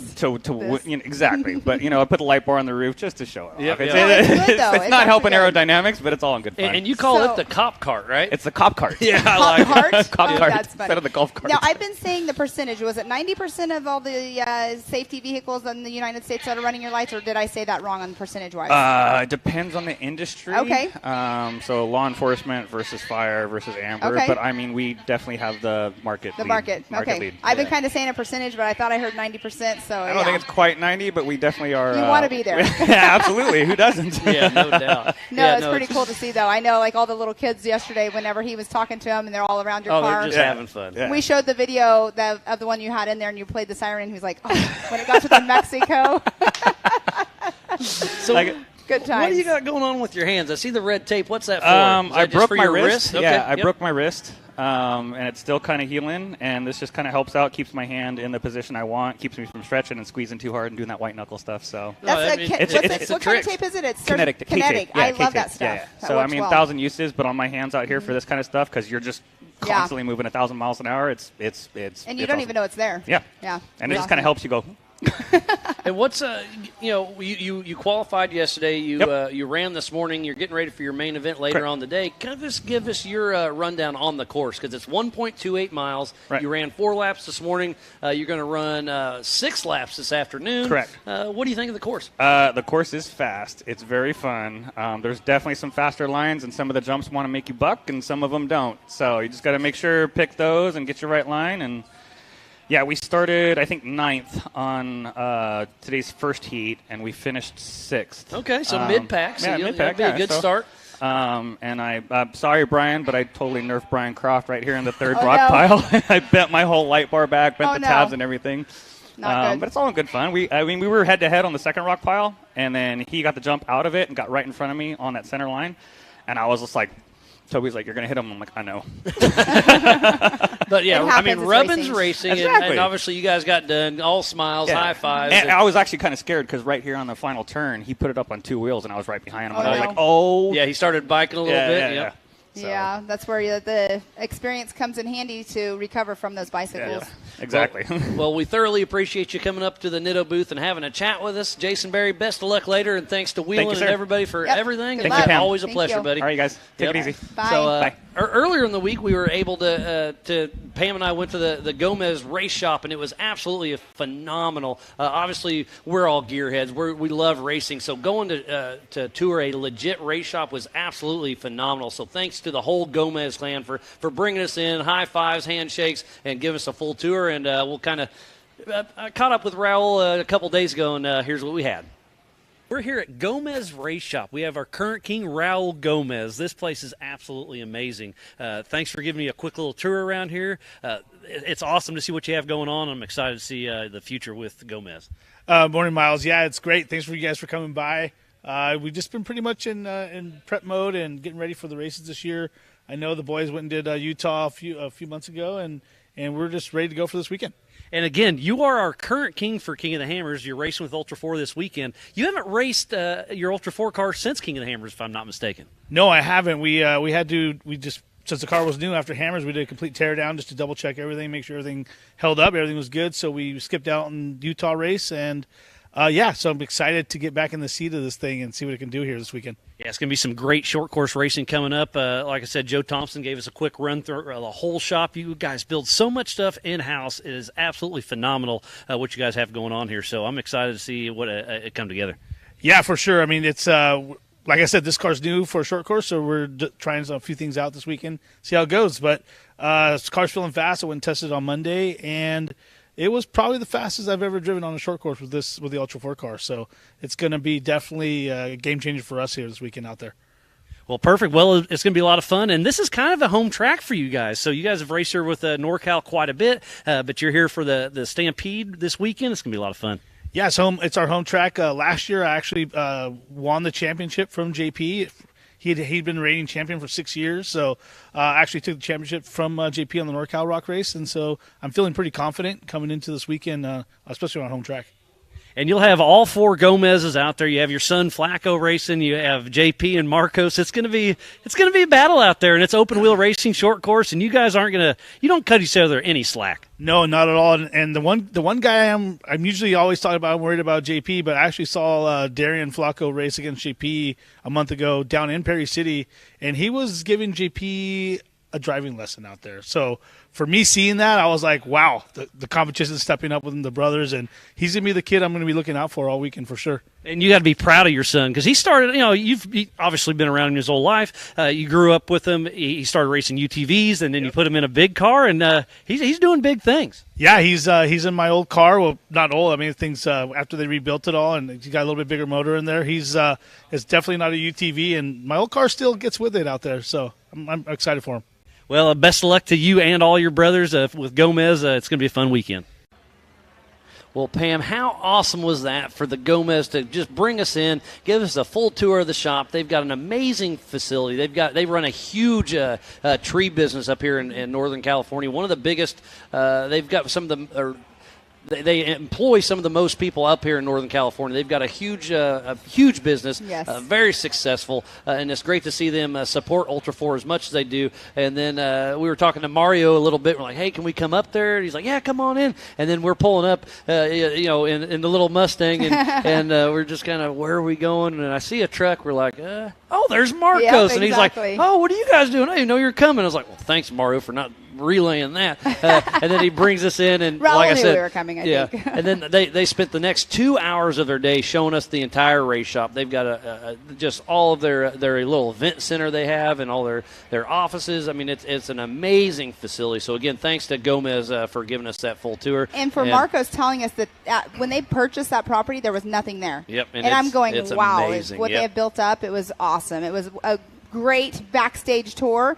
It's awesome for the race shops to let us do that, but the Gomez brothers for sure. It was super cool to go see because they're such a large part of this sport. Oh, absolutely, and he is our current king at King of the Hammers. He won this year. It's absolutely amazing. And it's really cool what they're going to do later on. I believe a picture will be posted with the scepter. I've got the picture, but I didn't want to be the first one to post it. But they've updated the King of the Hammers scepter and made it. It's been around for a long time, but they did a little makeover, and it's absolutely beautiful. And I said, so who'd you make this for? He's like, oh, I made it for me. I'm keeping it next year too. As he should say that. So yeah. I mean, there's 4 of them out there, so you never know. But, yeah, definitely super cool to go to that shop, and it would love to go see other race shops as well. I'm going at the end of this month to one on the East Coast, so that'll be fun to hopefully have some information to – And I was talking to Cody Wagner, who makes all of our trophies at LaserNut. He said, hey, next time you're around, come out. So I hope to do a shop tour with him at some point. But up next, we will have the 4,500 Yukon Gear and Axle Modified class. This will be another 4-lap race. Everybody will advance to the main event. In the 4,500 class, you can have 2.5 shocks per corner, mechanical steering, a 37-inch DOT tire, and another front engine class. So it's a fun one. I believe we have 10 cars. Well, Travis Riley took a tumble, so now we only have 9 cars that'll be racing. And again, Travis, I hate to see that for you. He was out practicing yesterday, got crossed up in the rigid rhythm section, and completely wadded up his car. He was definitely heartbroken. He is okay. The car's hurt, but I believe he was coming back out here to watch. Good sport to come back out and watch. It's hard to watch a exactly. race whenever you're supposed to be in the race. Yep, and it sounds like we're getting everything kind of set up. We're just about 10 minutes away from kicking off this next race, so we'll take a a quick break. We'll be right back after this. Rocks, sand, heat. Life off-road is tough. We wouldn't have it any other way. If AMSOIL products are designed for this kind of punishment, think about what they can do for your daily driver. Upgrade to AMSOIL protection today and get fast free shipping from AMSOIL.com. 4WP is more than a store. We're truck and Jeep experts and have been for over 50 years. From wheel and tire upgrades to full custom builds, 4WP has you covered. Whether you want to order the best parts online or shop in store, do the work yourself or get it done by a pro, all roads lead to 4WP. Do your rig right. Shop online or find your store at 4WP.com. Hello and welcome. Breathe, relax, and enjoy the meditation. Provided by Yukon Gear and Axle.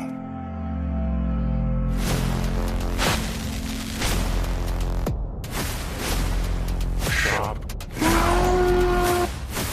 The ultimate in off-road performance.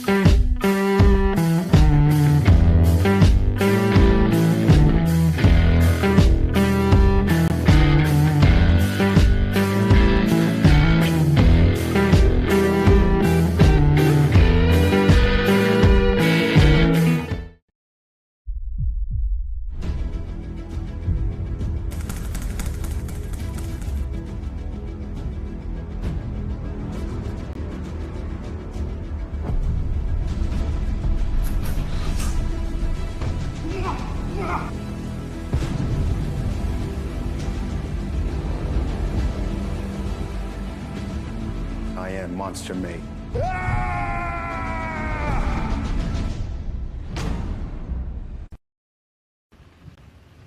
And welcome back, world, to the 2022 Nitto Tire Stampede at Prairie City SVRA, just outside of Folsom, California. I'm Miles Haswis alongside Mrs. Pam Hall, and we are about to kick off the 4500 Yukon Gear and Axle Modified class. What a wonderful day of racing it's been. Thanks to everybody for tuning in, each and every one of you all over the world. It's been a wonderful morning. We qualified yesterday afternoon, and it's been great, Pam. It's been a great day of racing. So much excitement already. I can't wait to see the rest of the day that's going on. I've been chiming in and looking at the Facebook pages.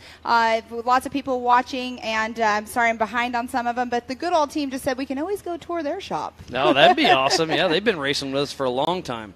Yes. So that'd be a fun one to go check out. Yeah, so thank you, everybody, for tuning in and watching the live show. We're trying to bring you guys the best show that we can here, and it's been just a lot of fun out here in Prairie City. Yeah, no, and yeah, Goodalls will be racing in this race right now, so let's kind of give a rundown who's in here. So on the pole position is Chad Jesse. In that number 2 position, the 7779 of Kenneth Goodall. And then Joseph Medina, and that is Triple J. I made that I was talking to him last night, and he's actually stepped up and driving that car now, so we had a fun chat last night. So great to put those puzzles together. I've only known him as that, and we had a fun chat last night, so he's out racing. And then the 4580 of John Matthews in that number 4 position. Number 13 is, oh my God, Justin Hall. You had an interview with him the other day as well. In that 6th position, the 4533 of Jesse Balter. And 7th position, 4531, Sean Rance. 8th position, the 63 of Jimmy Jack. And that 9th position, 4532, is Steve Crawford. And then that 10th position, if he was here, he would be in that number 10th position, and the number 4, Travis Riley. But hopefully he's out here watching and cheering on his other teammates. I'm sure he either is here or watching at home. So unfortunate, like you were saying earlier, on the luck of that. Yeah, and we did get a catch up with Justin Hall yesterday, so we'll see if we can get that little video played here sometime today. We had a little fun with that one. But yeah, this 4500 Yukon Gear and Axle Modified class is a fun class, and they showed up pretty good. We started with 10. Riley took a tumble, so now we got 9 cars out there. They will all advance to the main event. This is another 4-lap race. And it's going to be fun. And then their main event will be a 6-lap race. So we're kind of mixing it all up there, and it's going to be a great day of racing. We're not quite halfway through by no means. We've been racing for hour and a half now, and really, we've gotten through a lot. Yeah, it's been pretty good action. JT Taylor, the race director, has been keeping everything running smooth. The Mid America Outdoor Ultra 4 team's been going good, and John Goodby with the NorCal team. We're all teamed up together for a common goal, and that's to have fun. Fun I think everybody is having. Last night everybody had fun having a taco truck here for all the driver appreciation. That was an amazing dinner from the East Coast here. I don't get the good tacos anymore. So thanks again to the whole Robinette family and Mid-America Outdoor crew for putting that on, a driver's appreciation dinner, because without them we couldn't put on a show. So that's what we're trying to just have, is just it's a fun time, and that's like I said, I was calling the show yesterday, right? Joseph Medina is passing whatever. I had no clue it was my buddy Triple J. So we're sitting in line last night having tacos and chatting, and I all of a sudden he said something about I was talking to his dad, and he said something about his brother Medina. I'm like, so who's Joe Medina? And he's like, well, him. I'm like, oh, that's my buddy Triple J. I didn't know his name. You didn't recognize the overalls? I saw that, but I didn't know the name to the face. So he used to co-drive with John Grounds, but now he's taken over that car. So it's great to see Triple J really stepping up and going out there. So it was a way for, like I said, we're all just there having fun. We're talking to each other, and it's crazy that it's such a small world that that's how you learn stuff is just talking with everybody. Well, so and the drivers that really don't know each other, they can sit there and get to know each other. And the workers, us out here that are working, they're all hanging out over there as well. So, the drivers that are out there, they're thanking people that are working hard out here on the racetrack. And it's just a good thing to do for sure, to have everybody get together and have that fellowship together, just for a dinner, sit-down dinner. It might be quick, absolutely. But hey. And the tacos were amazing. And I was talking with Gus, kind of the manager that runs all this stuff. He does an amazing job. He's kind of the go-to guy. He's, when I show up early or work late after the races, he's kind of, he's the boss. And me and him were chit-chatting with Rob McCalla and talking about stuff. And he's like, if you ever want to come up here and run, Ford Ice or anything around here, let me know. He's like, well, we're actually heading up there Monday. So they started chatting, and he may be even staying in his spare house. So, nice. The Rubicon's up here, Ford Ice. It's an amazing spot. So 2 places I have not gone. It's on my list, and I will make it at some point. I lived in California for 30-something years, and I never did it. So. Well, that's what's wrong with you, huh? Yeah.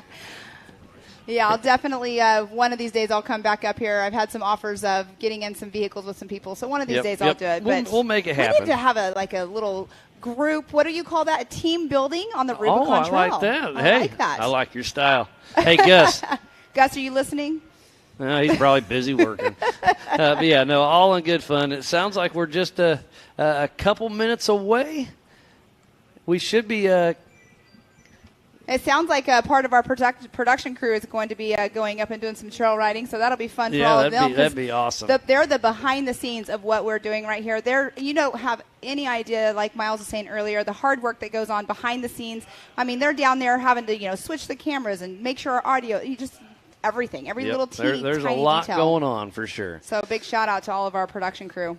Yeah, we got a couple drones in the air. We got 4 or 5 cameras. We got the arrow going across the screen right there. I didn't see it. I wasn't looking. Lots of stuff behind the scenes going. And, again, a huge shout-out to the Robinettes, Mid-America Outdoors, Ultra 4, NorCal, all the production people, safety, the media. Everybody's out there having fun. So it looks like JT Taylor's going to give them that little parade lap, and they'll be taking off. Sitting in that pole position is Chad Jesse next to Kenneth Goodall. Yeah, and JT, he's been doing the race directing. He's doing the pace car, making sure everything's running all good and safe out there. He was flagging a little bit yesterday, and you saw him hauling across the course, checking on Arturo Soria. He is a man on a mission, getting her done, and without him, it would be tough. Yep, mixture of everything. Bunch of big teamwork around here. We talk about the teams that they're all out there working together. I mean, this whole group, all of us, we are all one gigantic team as well. And absolutely. if it wasn't for the racers, giving feedback and everything, things wouldn't be going so smoothly. We'd just be doing it as, we see it. And speaking about that, we will have the Driver Summit during Visions this year. So make sure if you want to have your voice heard, come to Visions. First off, don't miss Visions. It's an absolute amazing event at Mid-America Outdoors in Jay, Oklahoma. That is in June. July. Visions is July. Yep, July 13th through the 17th at, like I said, Mid-America Outdoor, Jay, Oklahoma. Put that on the calendar. Do not miss it. And then we're going to end up the year there once again for Legends of the Fall, October 26th through the 30th. So we still have lots of racing yet to come. Next month we head to South Pittsburgh, Tennessee. And then we're going to hit up Sturgis and Crandon later on this year. So be tuned in to Mid-America Outdoors and Ultra 4. Year full of fun racing. Oh, it's absolutely amazing. And we have the Side-by-Side Championship Series at Mid-America Outdoor off and on all year, too. So it's going to be a fun, busy year. I know, Pam, you've been heavily involved with that, and I've been starting to can't wait to see where it leads. It's been a lot of fun for sure. It looks like it is going to be Chad Jesse grabbing the whole shot over Kenneth Goodall, but it was a good drag race. There's Jimmy Jack and his wife, Amy Jack, riding shotgun. Great to see the husband-wife team up. And that's relationship building at its finest. I've always talked about that if you can race with your wife or husband, you can do about anything. Yes, and they also race up here at the NorCal races as well. Yeah, this is kind of their hometown track. The first time I met them was at this race in 2017, and just great group. And Chad Jesse gets crumbled up and saved it, but going through some rocks and finally rips off a right front wheel. So Chad Jesse through the rigid rhythm section gets a little crossed up, and he is out of the race. Tough break for him. Yesterday to Travis Riley. Riley, yes. I hate seeing that as they're heading up the Yukon launch. But boy, he lost it. He bicycled, he saved it, and then was off course, and then went through that little rock section. So it is Ken Goodall out front with Justin Hall right behind him. And Justin Hall's got that brand new 415 stroker built by Grom Racing. So tough break for Chad Jesse. Getting a little to show you how hard they're driving to keep those number one positions. But Miles, when we were out there yesterday watching the practice, we were talking about how he was such a hard driver. He was running the same line every time. He was on the gas the whole time. He was pushing the hardest in practice a couple days ago. So here's the Bronco Boulders. And there's Justin Hall, Jimmy Jack, John Matthews. So this will be a race to the finish. Some tire touching going on up here. And Justin Hall is smoking, not sure what's going on. And, he better get that. Yeah, so he just got knocked a little bit. And so we'll get the safety crew on that as soon as we can. Tough break for Justin Hall. He getting out of the car. They had to wait till those cars were going by because, you definitely can't get out while they're right there. So it looks like Justin Hall is out of the car. He is okay, but tough break for Justin Hall. I hate to see that for him. He's another one. When you have a tumble right here. John Matthews takes a bad tumble. Whoa, we've got this is a tough race right now. They are pushing hard, so John Matthews tears his car up a little bit. So lots of carnage in the 4500 Yukon Gear and Axle modified class. So tough break for them. This is proof right here to show how hard these cars are pushing. So Justin Hall had a little bit of a fire. They got him out. He's safe. We saw Chad Jesse up front take a tumble. Then we saw John Matthews take a tumble. So lots of carnage here in the 4500 Yukon Gear and Axle modified class. And on screen is Jimmy Jack with his wife Amy in the car.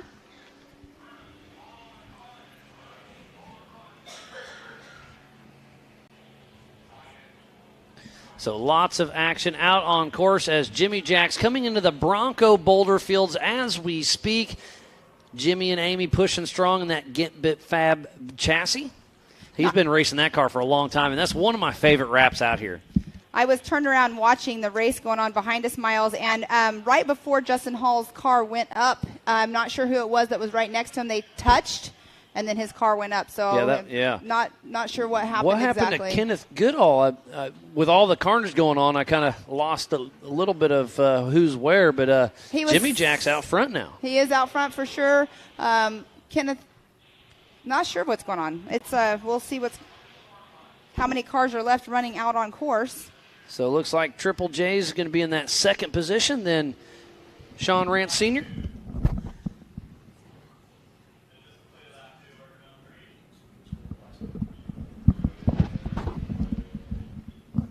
So Sean Rance heading through the Recaro Rocks. And there's a great shot of Justin Hall's car. Tough break for there. There's Jesse Balter heading through the rock section. So Jimmy Jack and Joseph Medina. And they have John Matthews back on his rubber side down right now. I saw him fired up, a little puff of smoke, but it looked like a steering rod up front was broke. So tough break there as Jimmy Jack heads through the rigid rhythm section. This has been one tough race so far. Jimmy Jack hitting the Gomez jump and now getting ready to hit the Yukon launch.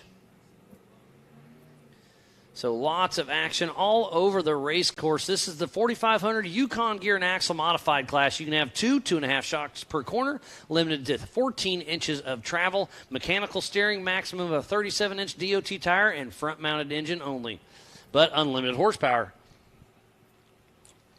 So if you are just tuning in, we thoroughly appreciate each and every one of you. This is the 2022 Nitto Tire Stampede at the Prairie City SVRA in Folsom, California.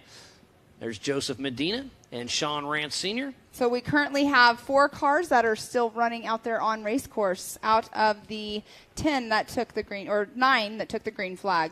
And there's Chad Jesse took a tumble earlier, and then Justin Hall caught fire, and then John Matthews took a tumble. Where's Kenneth Goodall? I haven't seen him, so what happened?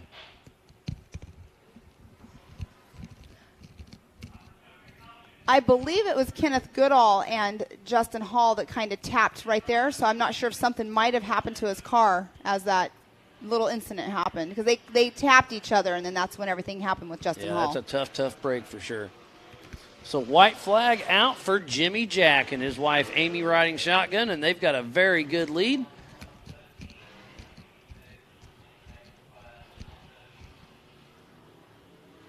So Joseph Medina with Fly Off-Road in that second position, but on screen in that beautiful built Bronco is Sean Rance. And let's talk about Ford real quick, because there's Ford contingency money on the line. If Sean Rance can win later on today, he'll take home $2,000, because they put up $1,000 for a Bronco or a Ford front clip, and then another $1,000 for Ford Performance horsepower.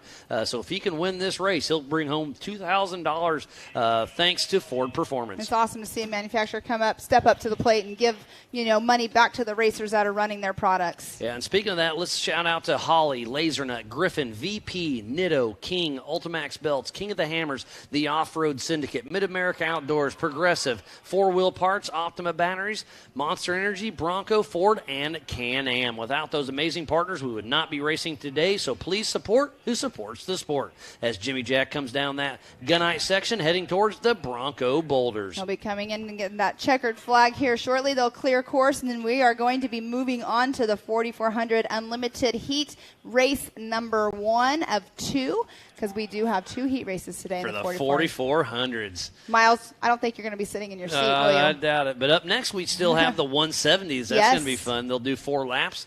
This will be their main event here in just a little bit. And the little tykes are over there lined up, as we can see over here to our right. So Jimmy Jack is coming through the last little rock section. It looks like Jesse Balter pulled into the Amsoil hot pits. Wonder if he's got a tire issue or what's going on. But hopefully they can get everybody lined back out and ready for their main event. That'll be about 4:30 this afternoon. So the checkered flag is ready for Mr. Jimmy Jack and Mrs. Amy Jack. So the checkered flag is flying. Jimmy Jack winning the 4500 Yukon Gear and Axle Modified class. And looks like Sean Rance just went through the Bronco Boulder section. So Joseph Medina heading through the Recaro rocks. It looks like he'll get second position. And look, Jimmy Jack had a right rear flat tire. They took it easy when they were coming through the finish line just now, and I was wondering what was going on, but now I see why. That's exactly why. Yep. Good eye, Pam. So Joseph Medina gets that second place position. Had a fun chat with him and his dad last night. They've been racing here for a long time. Joe started racing dirt bikes at this Prairie City when he was 5 years old. Huh. Yeah, so he's a young buck out there. Yep. He's an engineer by trade with Fly Off-Road. So third spot goes to Sean Rance Sr. So it looks like Jesse Balter will be a lap down. We saw Chad Jesse took a tumble. Never saw much from Ken Goodall. I don't have any information on that. We saw Justin Hall having some issues. Never saw much of Steve Crawford. Travis Ryler took that tumble on practice, wasn't able. And then there's another late entry of Diesel Krentz. I didn't see him out there. All the way from North Carolina. Carolina, yep. So that was a late entry. He did not race this. We'll see if he can make the main event. Yeah, I was actually surprised to see that he's all the way here from there. So that's super cool. Looks like Ruben's tuned in. Thanks for that, buddy.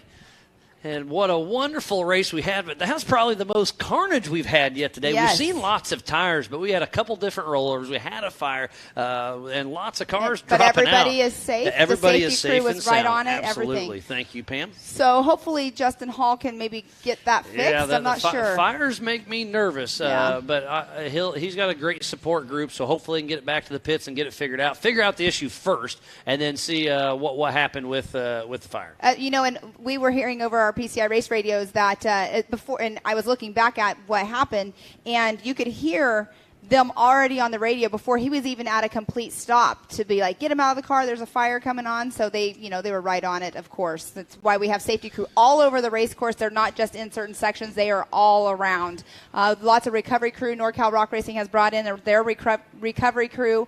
So they've been out all day long, and it's just all the past 2 days. Yeah, it's been a busy day. It's been a fun day, and we aren't even done. And, we've got medics in the AMSOIL hot pits right now. The HCR hot pits were fun, too. They were tuned in. It's great. And how cool is that? You can be here on site and tune in because the cell service here is pretty good. Yeah. Some of the places we go, we just left Rush, Kentucky, and there's nothing. And as soon as you get there, just lights out, no internet. But on the road into there. But Travis and Clyde and the gang put on a live show. It's awesome what they can do. So a huge shout out to the production team for making that happen. But we got the Jumbotron down here by Big Merch. So speaking about that, go check out Angel, Tona, and Carly are down there. Go buy an event shirt, buy some goggles, buy Mid-America Outdoors, anything. They've got it all. Yeah, they have everything for sure. I saw little kids over there. They were over there buying. They have toys for the kids too, like the razors that have the little trailers and stuff. And I asked one of the little tykes, I'm like, are you going to go build some jumps so you can play on it? And he was like, I don't know.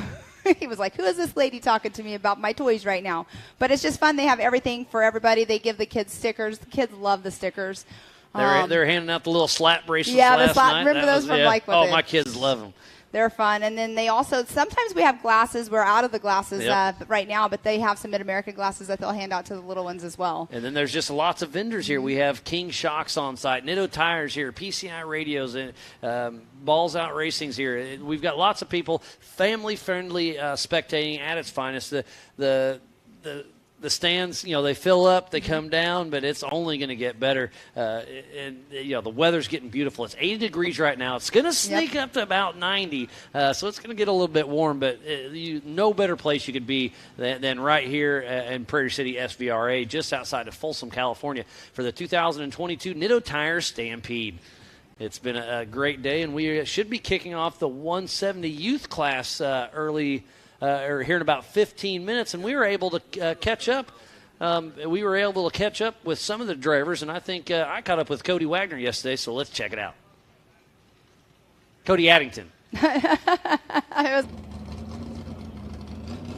So I'm here with Cody Addington, number 888 with ADD Racing. We're here for the Nitto Tire Stampede. It's going to be a lot of fun. Short course racing at its finest. I can't wait. Yeah, me neither. live close to here. I like this kind of racing. That's what this car does good at, and this is what I like. So we're excited for this weekend. And if I'm not mistaken, it was this track probably 4 years ago when you bought this from Lauren Healy, and you had, what was it, third place, if I'm not mistaken? Yep, third place. No, second place. First time I ever drove the car. It was 4 years ago because the memories just popped up. So yeah, it was a fun time, and it's hopefully going to be a good weekend again. Yeah, this car has won a lot of races, and with 0 seat time, you got on the podium the first time. You've been on the podium since then as well, but I think you're hungry to get back there, aren't you? Yeah, it's been a little bit. We had some struggles, just like everyone in this sport. It comes and goes in waves. So yeah, we're dialing the car in still and making it better and faster and shooting for that top spot. And you're one of my favorite stories to talk about because you started in that old clapped out Toyota that you still have that you go pre-running in and go up the run the trails and all that. But you ran that in the stock class, finished. Dave said, "Hey, you finished. You want to race in the 4400 class in the old Toyota?" You did, and then look where you've came. You've bought a 4400 car, and then you've stepped up to a real IFS car. It's really cool to see your progression. Yeah, thanks. I mean, I grew up rock crawling kind of in that same Toyota. I still own that. We just decided let's go racing, and it may not have been the best idea, but I can't seem to get away from it.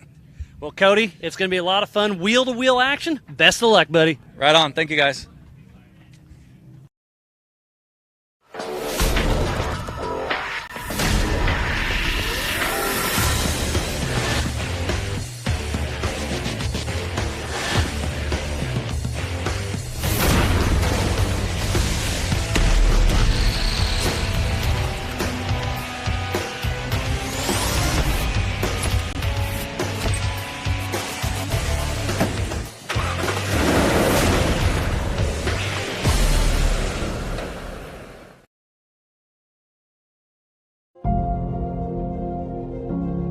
The thing that people don't realize about ARB is that they have been developing the parts as our series and our sport has grown to these new extremes. They keep evolving as the sport has evolved.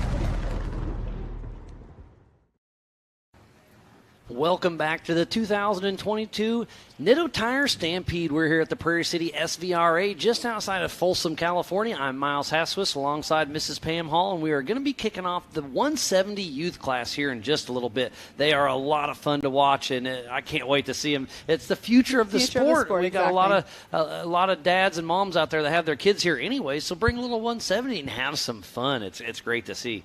Definitely. We were talking about all the family that, involved in the sport. We've seen some interviews with Raul Gomez earlier. It sounds like they're going to go ahead and cut to one. We had a chat with Darian Gomez yesterday, so let's see what he has to say.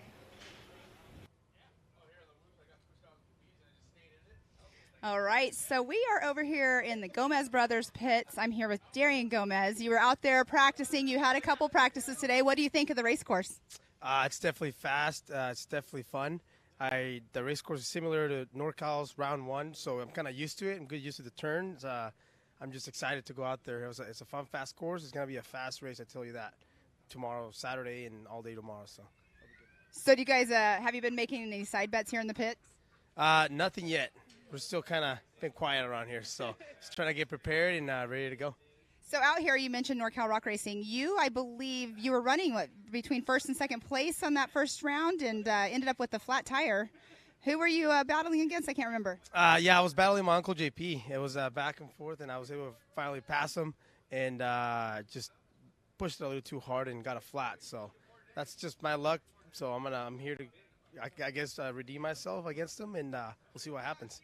So do you have a strategy going into qualifying today? Do you have everybody wants to start in the number one position, but do you have a strategy of trying to do that, or do you going to be kind of conservative to save the car for tomorrow? I definitely want to be conservative. I'm going to shoot for top 10, maybe top 5.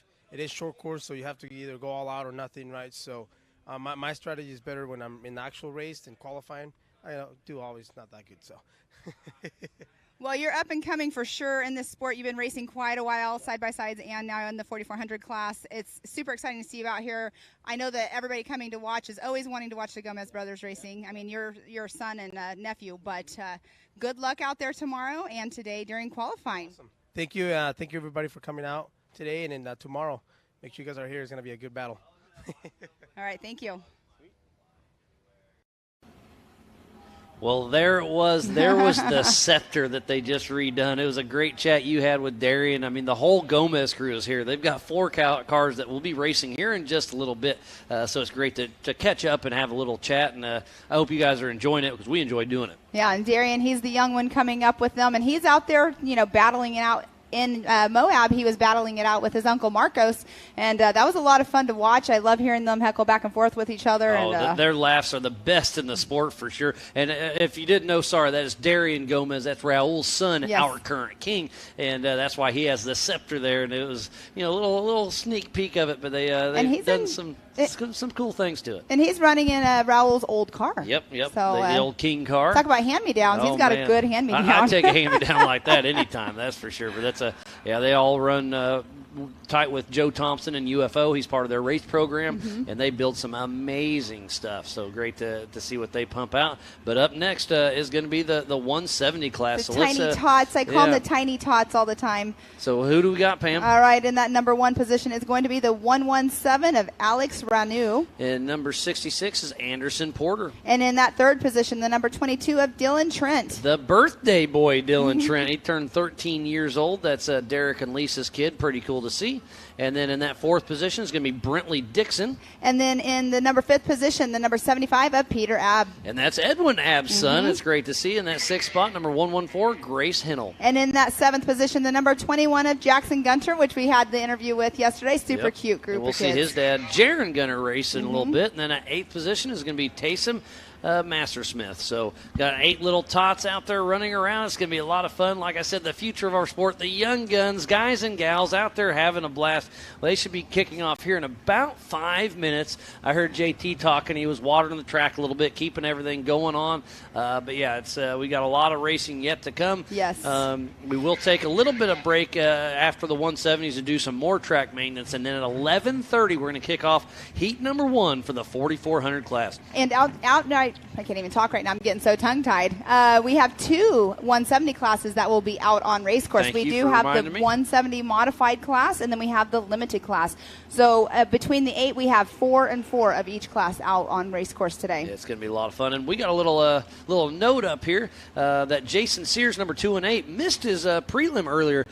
He broke the frame and the motor mount area. So what they did is they cut up one of the trailers that they had, cut some steel out of the trailer to get it fixed. So Jesse Balter, so Jason Shears wanted to give a huge shout out to Jesse Balter for helping him. They cut on his trailer a little bit, patched it in, welded her up. So he will be making the main event. So, that just goes back to the Ultra 4 Mid-America family. Teamwork makes dream work, and they're going to be out there racing. And he was the number 1 qualifier yesterday in his class. Yep, and then had some issues with that frame. He said I walked by, it was yesterday, and they were on a trailer, and they had some jacks. They had it strapped down. I didn't know what was going on. I did see that. Yeah, I went over and chatted. His frame was bent up and hitting his drive shaft in a couple spots. So they bent it down, and now it's broken. So that car's been put through the paces. Well, and he races out here, too. too Yeah, with he the does the NorCal, yep. Rock Racing Series. So it's it's a well-used car, and he's out here racing with us. And great again, to we were see. saying he's normally the mechanic with Dan Wyrick's car, and he's kind of moved over with Paul Wolf just a little bit. Yep,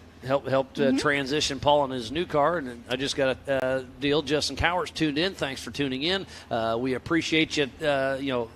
Thanks for saying thanks, but thanks for watching. You know what I mean.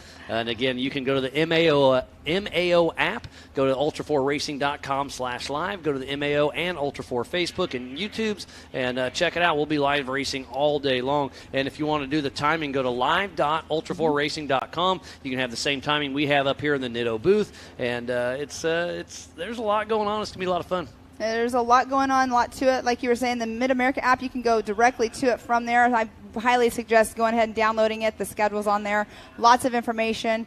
And then today we have the 170s going right now. Like you said, we have a little bit of track maintenance that will be going on. We'll actually get a little bit of a lunch break, so go refuel for the rest of the day. It's going to be a good day, so make sure you don't go anywhere. Get lunch plans figured out. Get your beverages figured out because it's going to be a party. It's going to be a fun day, fun day. And again, if you're anywhere in the day. Folsom, Sacramento area, we still have tickets for sale at the gate. They're $25 per person. Children 12 and under are free, so come on out. It's only going to get faster. We're still doing prelims. We got the 170s next. And hopefully we'll throw up the schedule here in a little bit so you guys can see what's going to happen later on today. But the 170s are getting ready to take off. And then we'll have the 4,400 heat race 1, heat race 2, and then the 4,800 LCQ, the top 5 advanced from all of those. UTV main event at 2 o'clock, 4,600 main at 2:30, 48 mains at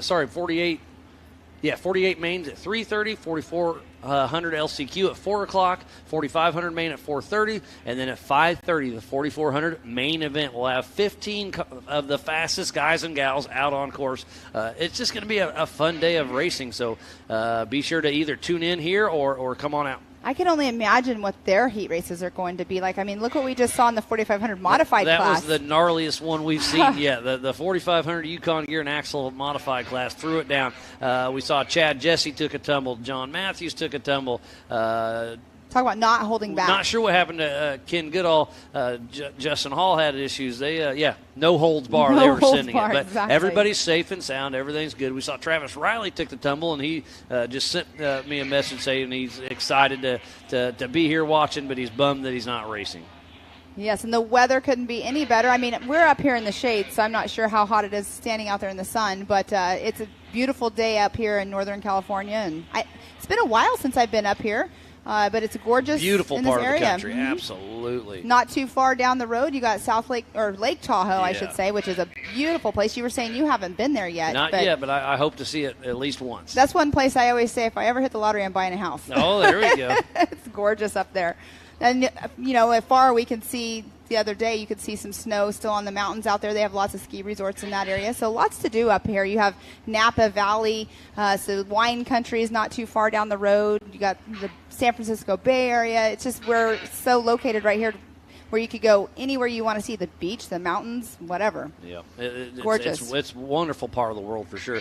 This is our second race for the Ultra 4 Western Series. We're super excited to be back. Our third and final Western Series race is going to be the Black Hills Throwdown in Sturgis, South Dakota at the Buffalo Chip during Bike Week. That is August 5th through the 7th, and it's going to be a huge event. I've heard some live music's going to be there. I've heard about a rodeo, America Pro Rock, downhill Barbie Jeep. I mean, Sturgis is going to be one to watch. So Barbie Jeep, tune in. They need their own series because now we have it the Memorial Day weekend at Mid-America. We have it. Yeah, coming up here in just a couple weeks. It's been know. busy. I can't wait to be there for that as well. And then Legends, or not Legends, but the Visions. There's Barbie Jeep, then Sturgis, and then Legends. That should be a little series within itself. Yeah, I don't think USAC will go for that, though. Yeah.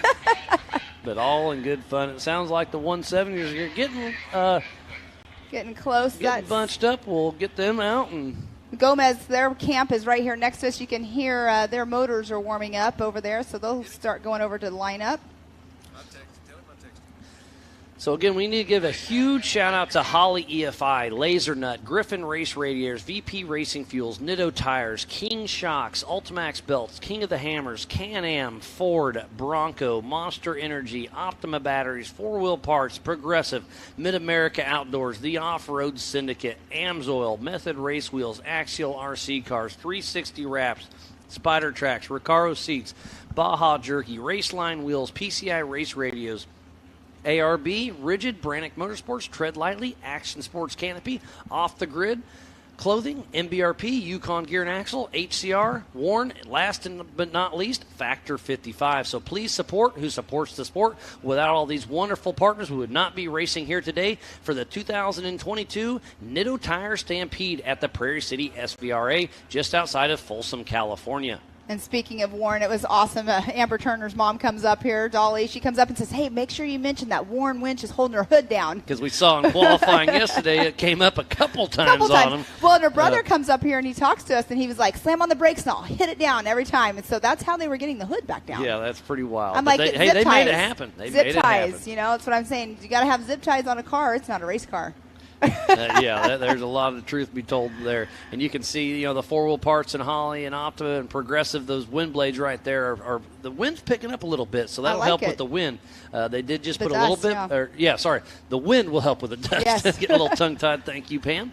We're going to be doing this for 12 hours, Miles. It's got to be expected. It's going to happen. That is no doubt about it. But we are having fun, and I hope you all here on site and back at home are enjoying it. Well, last night as we're driving back, leaving here, it was pretty funny. We're sitting here talking. We're going to be on here all day long today, and we're going, well, let's see who's going to be a horse by about 2 o'clock today. Yeah, no doubt. There's Chad Jesse's car, I believe, getting the Fork of Shame out of there. What'd you say, the Fork of Shame? The Fork of Shame. The telehandler? Yep. Now I know the name of it. It depends on the day. You can call it whatever you want. want. What did I call it? I said the big forklift. And you're right. I mean, it is. It's gigantic. Telehandler. Why is it called a telehandler? Heck if I know. I didn't make it up. It looks like forklifts. But those things are handy. We use those a lot of places we go. Setting up the Jumbotron. At King of the Hammers, we use it doing everything.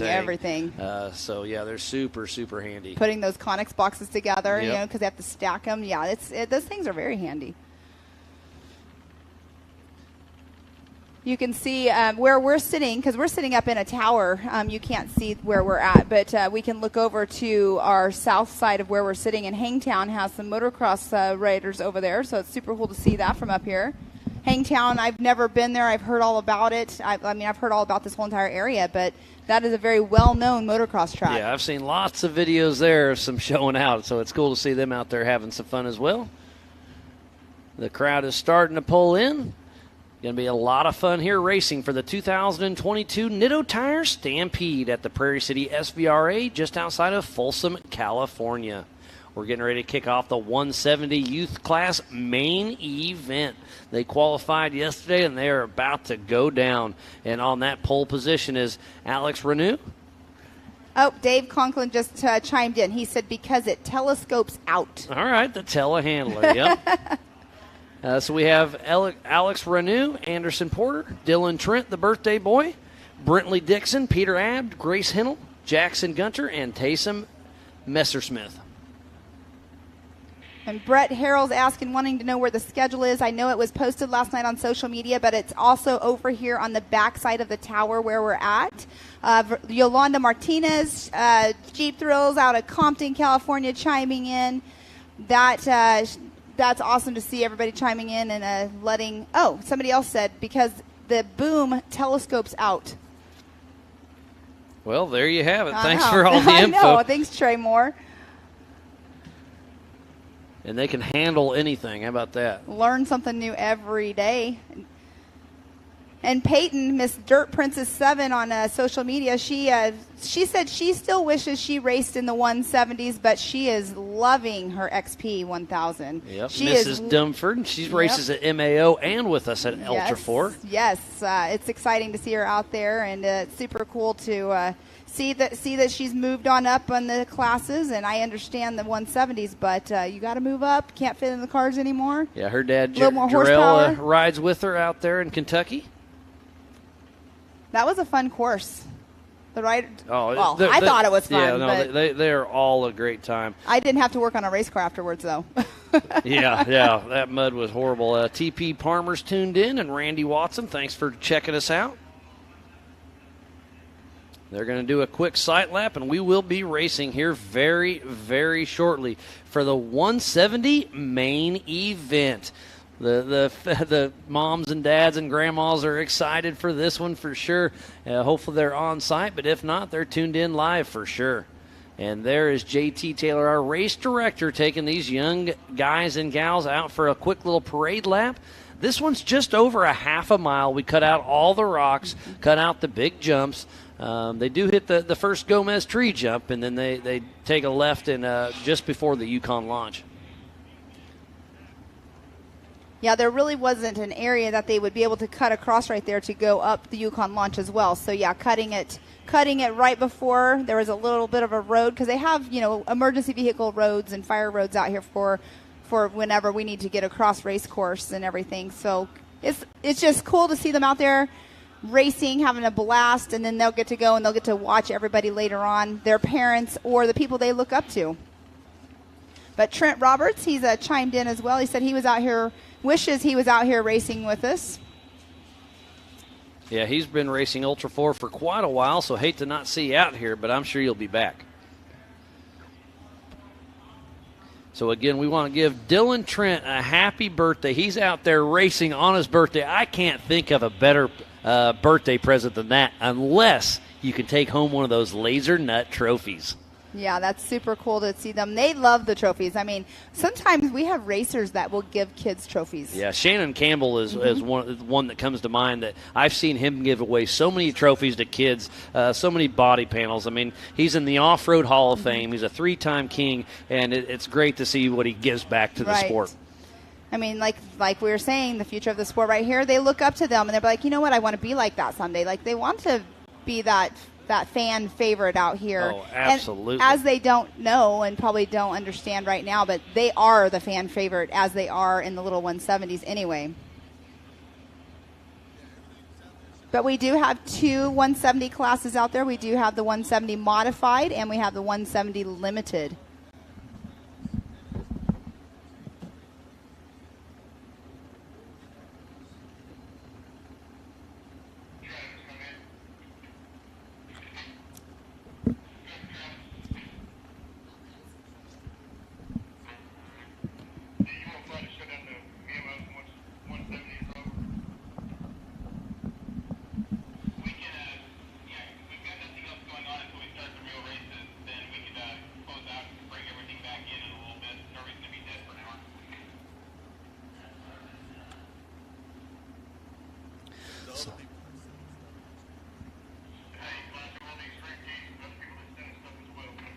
So, again, thank you to everybody tuning in to the 2022 Nitto Tire Stampede at the Prairie City SVRA in Folsom, California. It's a beautiful day out here. The weather's gorgeous. It sounds like we have 2 Laser Nut trophies, first place for each class.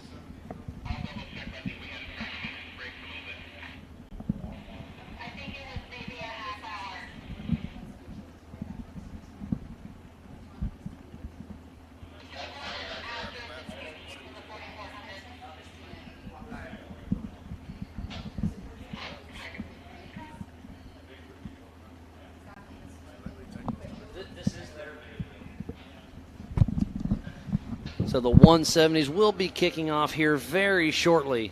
They're out there taking their little parade lap. Race director JT Taylor keeping them honest. So Alex Ranu, Anderson Porter, Dylan Trent, Brentley Dixon, Peter Abb, Grace Hinnell, Jackson Hunter, and Taysom Messersmith.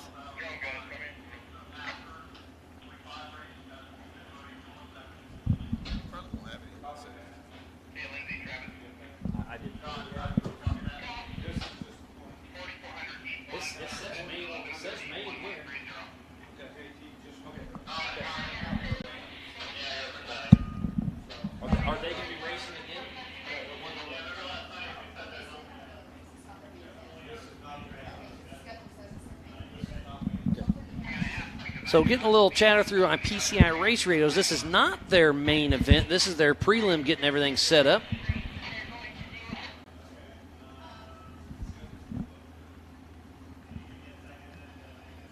And then we'll be giving trophies out after the main events later on today.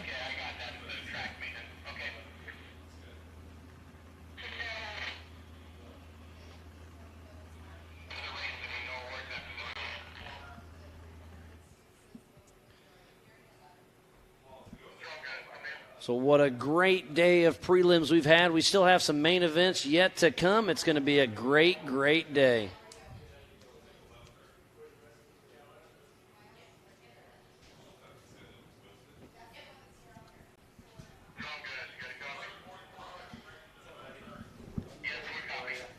You do, Jeff.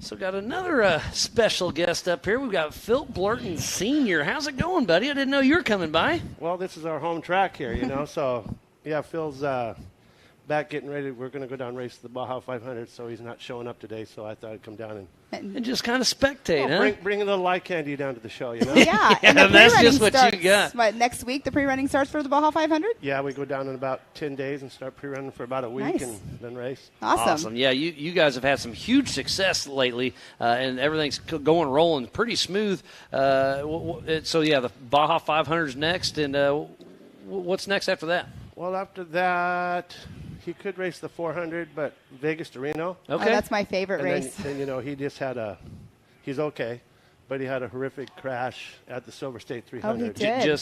When was that one? Yeah, he rear-ended a trophy truck at about 60. Oh, I did see that. I did not know that. Yeah. So that's a tough break. So we are live racing. So Blurton, thoroughly appreciate you coming through, but we're going to call the show. Good to see you, buddy. Good to see you guys. Have a great day. Okay. So we have Brentley Dixon, Peter Abb, Grace Hennel, Jared Jackson Gunter, Alex Renew, Anderson Porter, Dylan Trent, the Birthday Boar, and Taysom Messersmith running a good race so far. They're running just over a half a mile track. They will be doing 4 laps. And it's going to be fun to watch these young guys and gals out here on course. And I'm sorry, Miles, who was it that got that little hole shot? I was not. I missed it, too. I keep saying little because all the little tykes are out there. That is the 117. The 117Y, so that's is Alex Renew. Yes. So he got the he whole was a shot. Late entry, I believe, yesterday. Yep. Well, they had school yesterday, remember? I know, so a lot of their parents made them go to school yesterday, and they will bypass all the rock sections. They are running 4 laps, so they'll be racing about 2 miles out there. So Alex is out front, and then Anderson Porter, Dylan Trent, Brentley Dixon, Peter Abb, Grace Hennel, Jackson Gunter, and Taysom Messersmith. And I can't confirm this, but my guess would be all of these kids probably race out here at the NorCal Rock Racing Series. Most of them are local, yep. Yep. There's a Trent Fab car. But that's the 66 of Anderson Porter. So as they come through, looks like it's Alex Renew, Anderson Porter, Dylan Trent, Taysom Messersmith. Let's see here. Yeah, Bentley Dixon came through in that number 1 position. Now, Bentley was actually in school yesterday. Our timing's a little off here. Alex Renew, then they're just refreshed on us. So it's Alex Renew, Anderson Porter, Dylan Trent, Taysom Messersmith, Brentley Dixon, Peter Abb. But Bentley Dixon had a fill-in yesterday for qualifying because Bentley was Piper, at school. Right? Yeah, Piper was here qualifying. She normally is out there racing herself, but her car is not here, so she still got to get in one, which is good. Yeah, that's cool. And you we saw that interview that you did with her a little bit ago. Mm-hmm. But, yeah, this is fun to watch the young kids out there having a ball. Maybe we can get the birthday boy up here later if they have some time. Yeah, that'd be fun. Dylan Trent, he just turned 13 years old today. That is Derek and Lisa Trent's son. Great to see them out here, and he just turned 13 years old today. And like I said, what better would it be to take home a laser nut trophy for your birthday?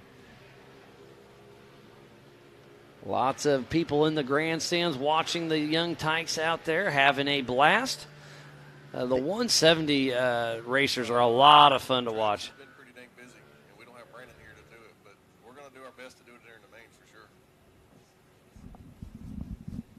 got a little battle going on screen here as they went across the Gomez tree.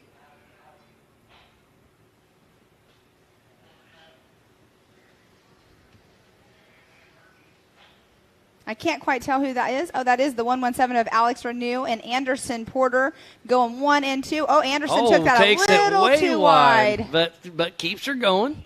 So they're pushing hard, and they're going to be bypassing the Bronco boulders here in just a second. What a great day of racing it has been, and we are not over yet. And they get another race. Yeah, it's going to be fun to watch these young tykes out there. The tiny it's tots. Very, very exciting for them. I don't know why I'm saying tiny tots. Oh, it's because they're little kids. I love it. Yeah, but who is it? It's their birthday? Dylan Trent. He's 13. He's a teenager, and I'm calling him a tiny tot. And the white flag is out and flying for Alex Renew, Anderson Porter, Dylan Trent. And Taysom Messersmith. I like to add letters into names. Oh, and little lap traffic there. We also have Bentley Dixon out there, Peter Abb, Jackson Gunter, and Grace Hennell having fun out on course. I believe that's Grace right there that just got passed by Anderson Porter. So up front, Alex Renew's got the whole shot, was the fastest qualifier yesterday, and still out front. Anderson Porter makes another move of some lap traffic around Jackson Gunter. Remember, there are two different classes, so that's the UTV 170 Modified and the UTV 170 Limited. So in first place for the Limited is Brentley Dixon, then Peter Abb, and then Jackson Gunter. But in that Modified class, it's still Alex out front. And they're getting the checkered flag all ready to come out, and as Alex is getting ready to come across the finish line in that number 1 position.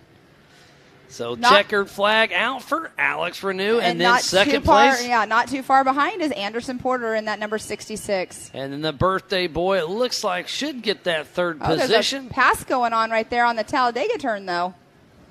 So Dylan Trent, gets that third position in the UTV Modified. Yes, and Taysom Messersmith, that 4th position. So they get another race later on, and that's going to be exciting. I'm sure they're all excited right now already being in the race car. So Bentley Dixon, then Peter Abb, Jackson Gunter, and Grace Hennell in that UTV 170 Limited class. But again, a huge congrats to Alex Renew. First, Anderson Porter second, and third position goes to Dylan Trent.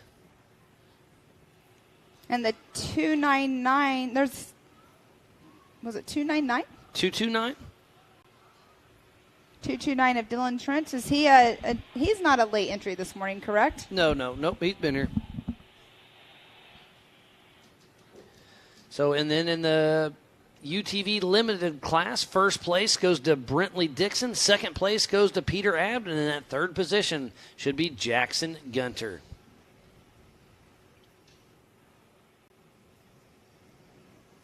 It's fun to see these young guys and gals out on course having a blast.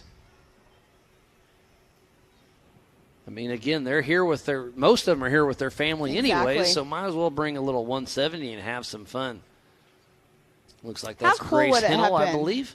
I mean, I would have loved to have one of these. These are just absolutely big old power wheels. Yep. With a real engine in them. All right, we're getting an updated schedule here. So it looks like the UTV 170 class main event is going to be happening today at 2:45. Thank you for that update.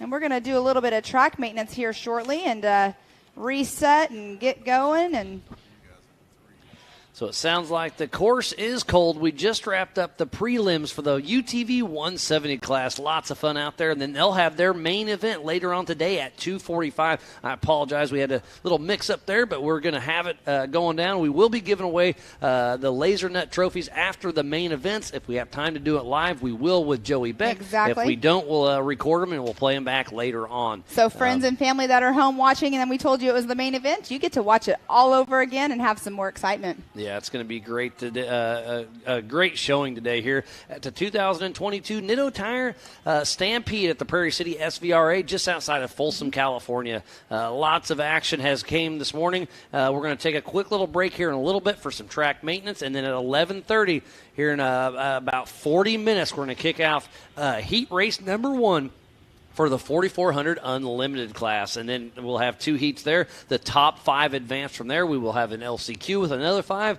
And then tonight at 5:30, we'll have the main event with 15 4,400 cars on this track.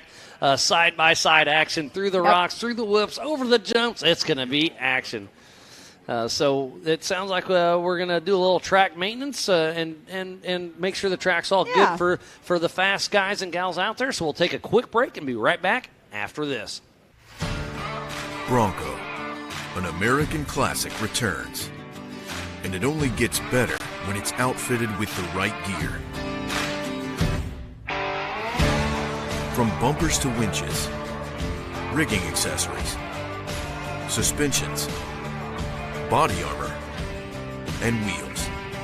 You need a full array of gear to outfit your Bronco for adventure. Get them now at warn.com.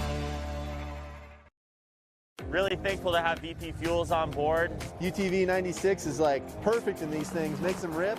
It ran cool, it ran strong. We got into those rock sections where we really needed that throttle response, and it was right there every time. We run all VP lubricants. We haven't had any problems with any kind of leaking or any kind of heating issues. And in the State Frosty, no drama, temperature stayed under 200 the entire race.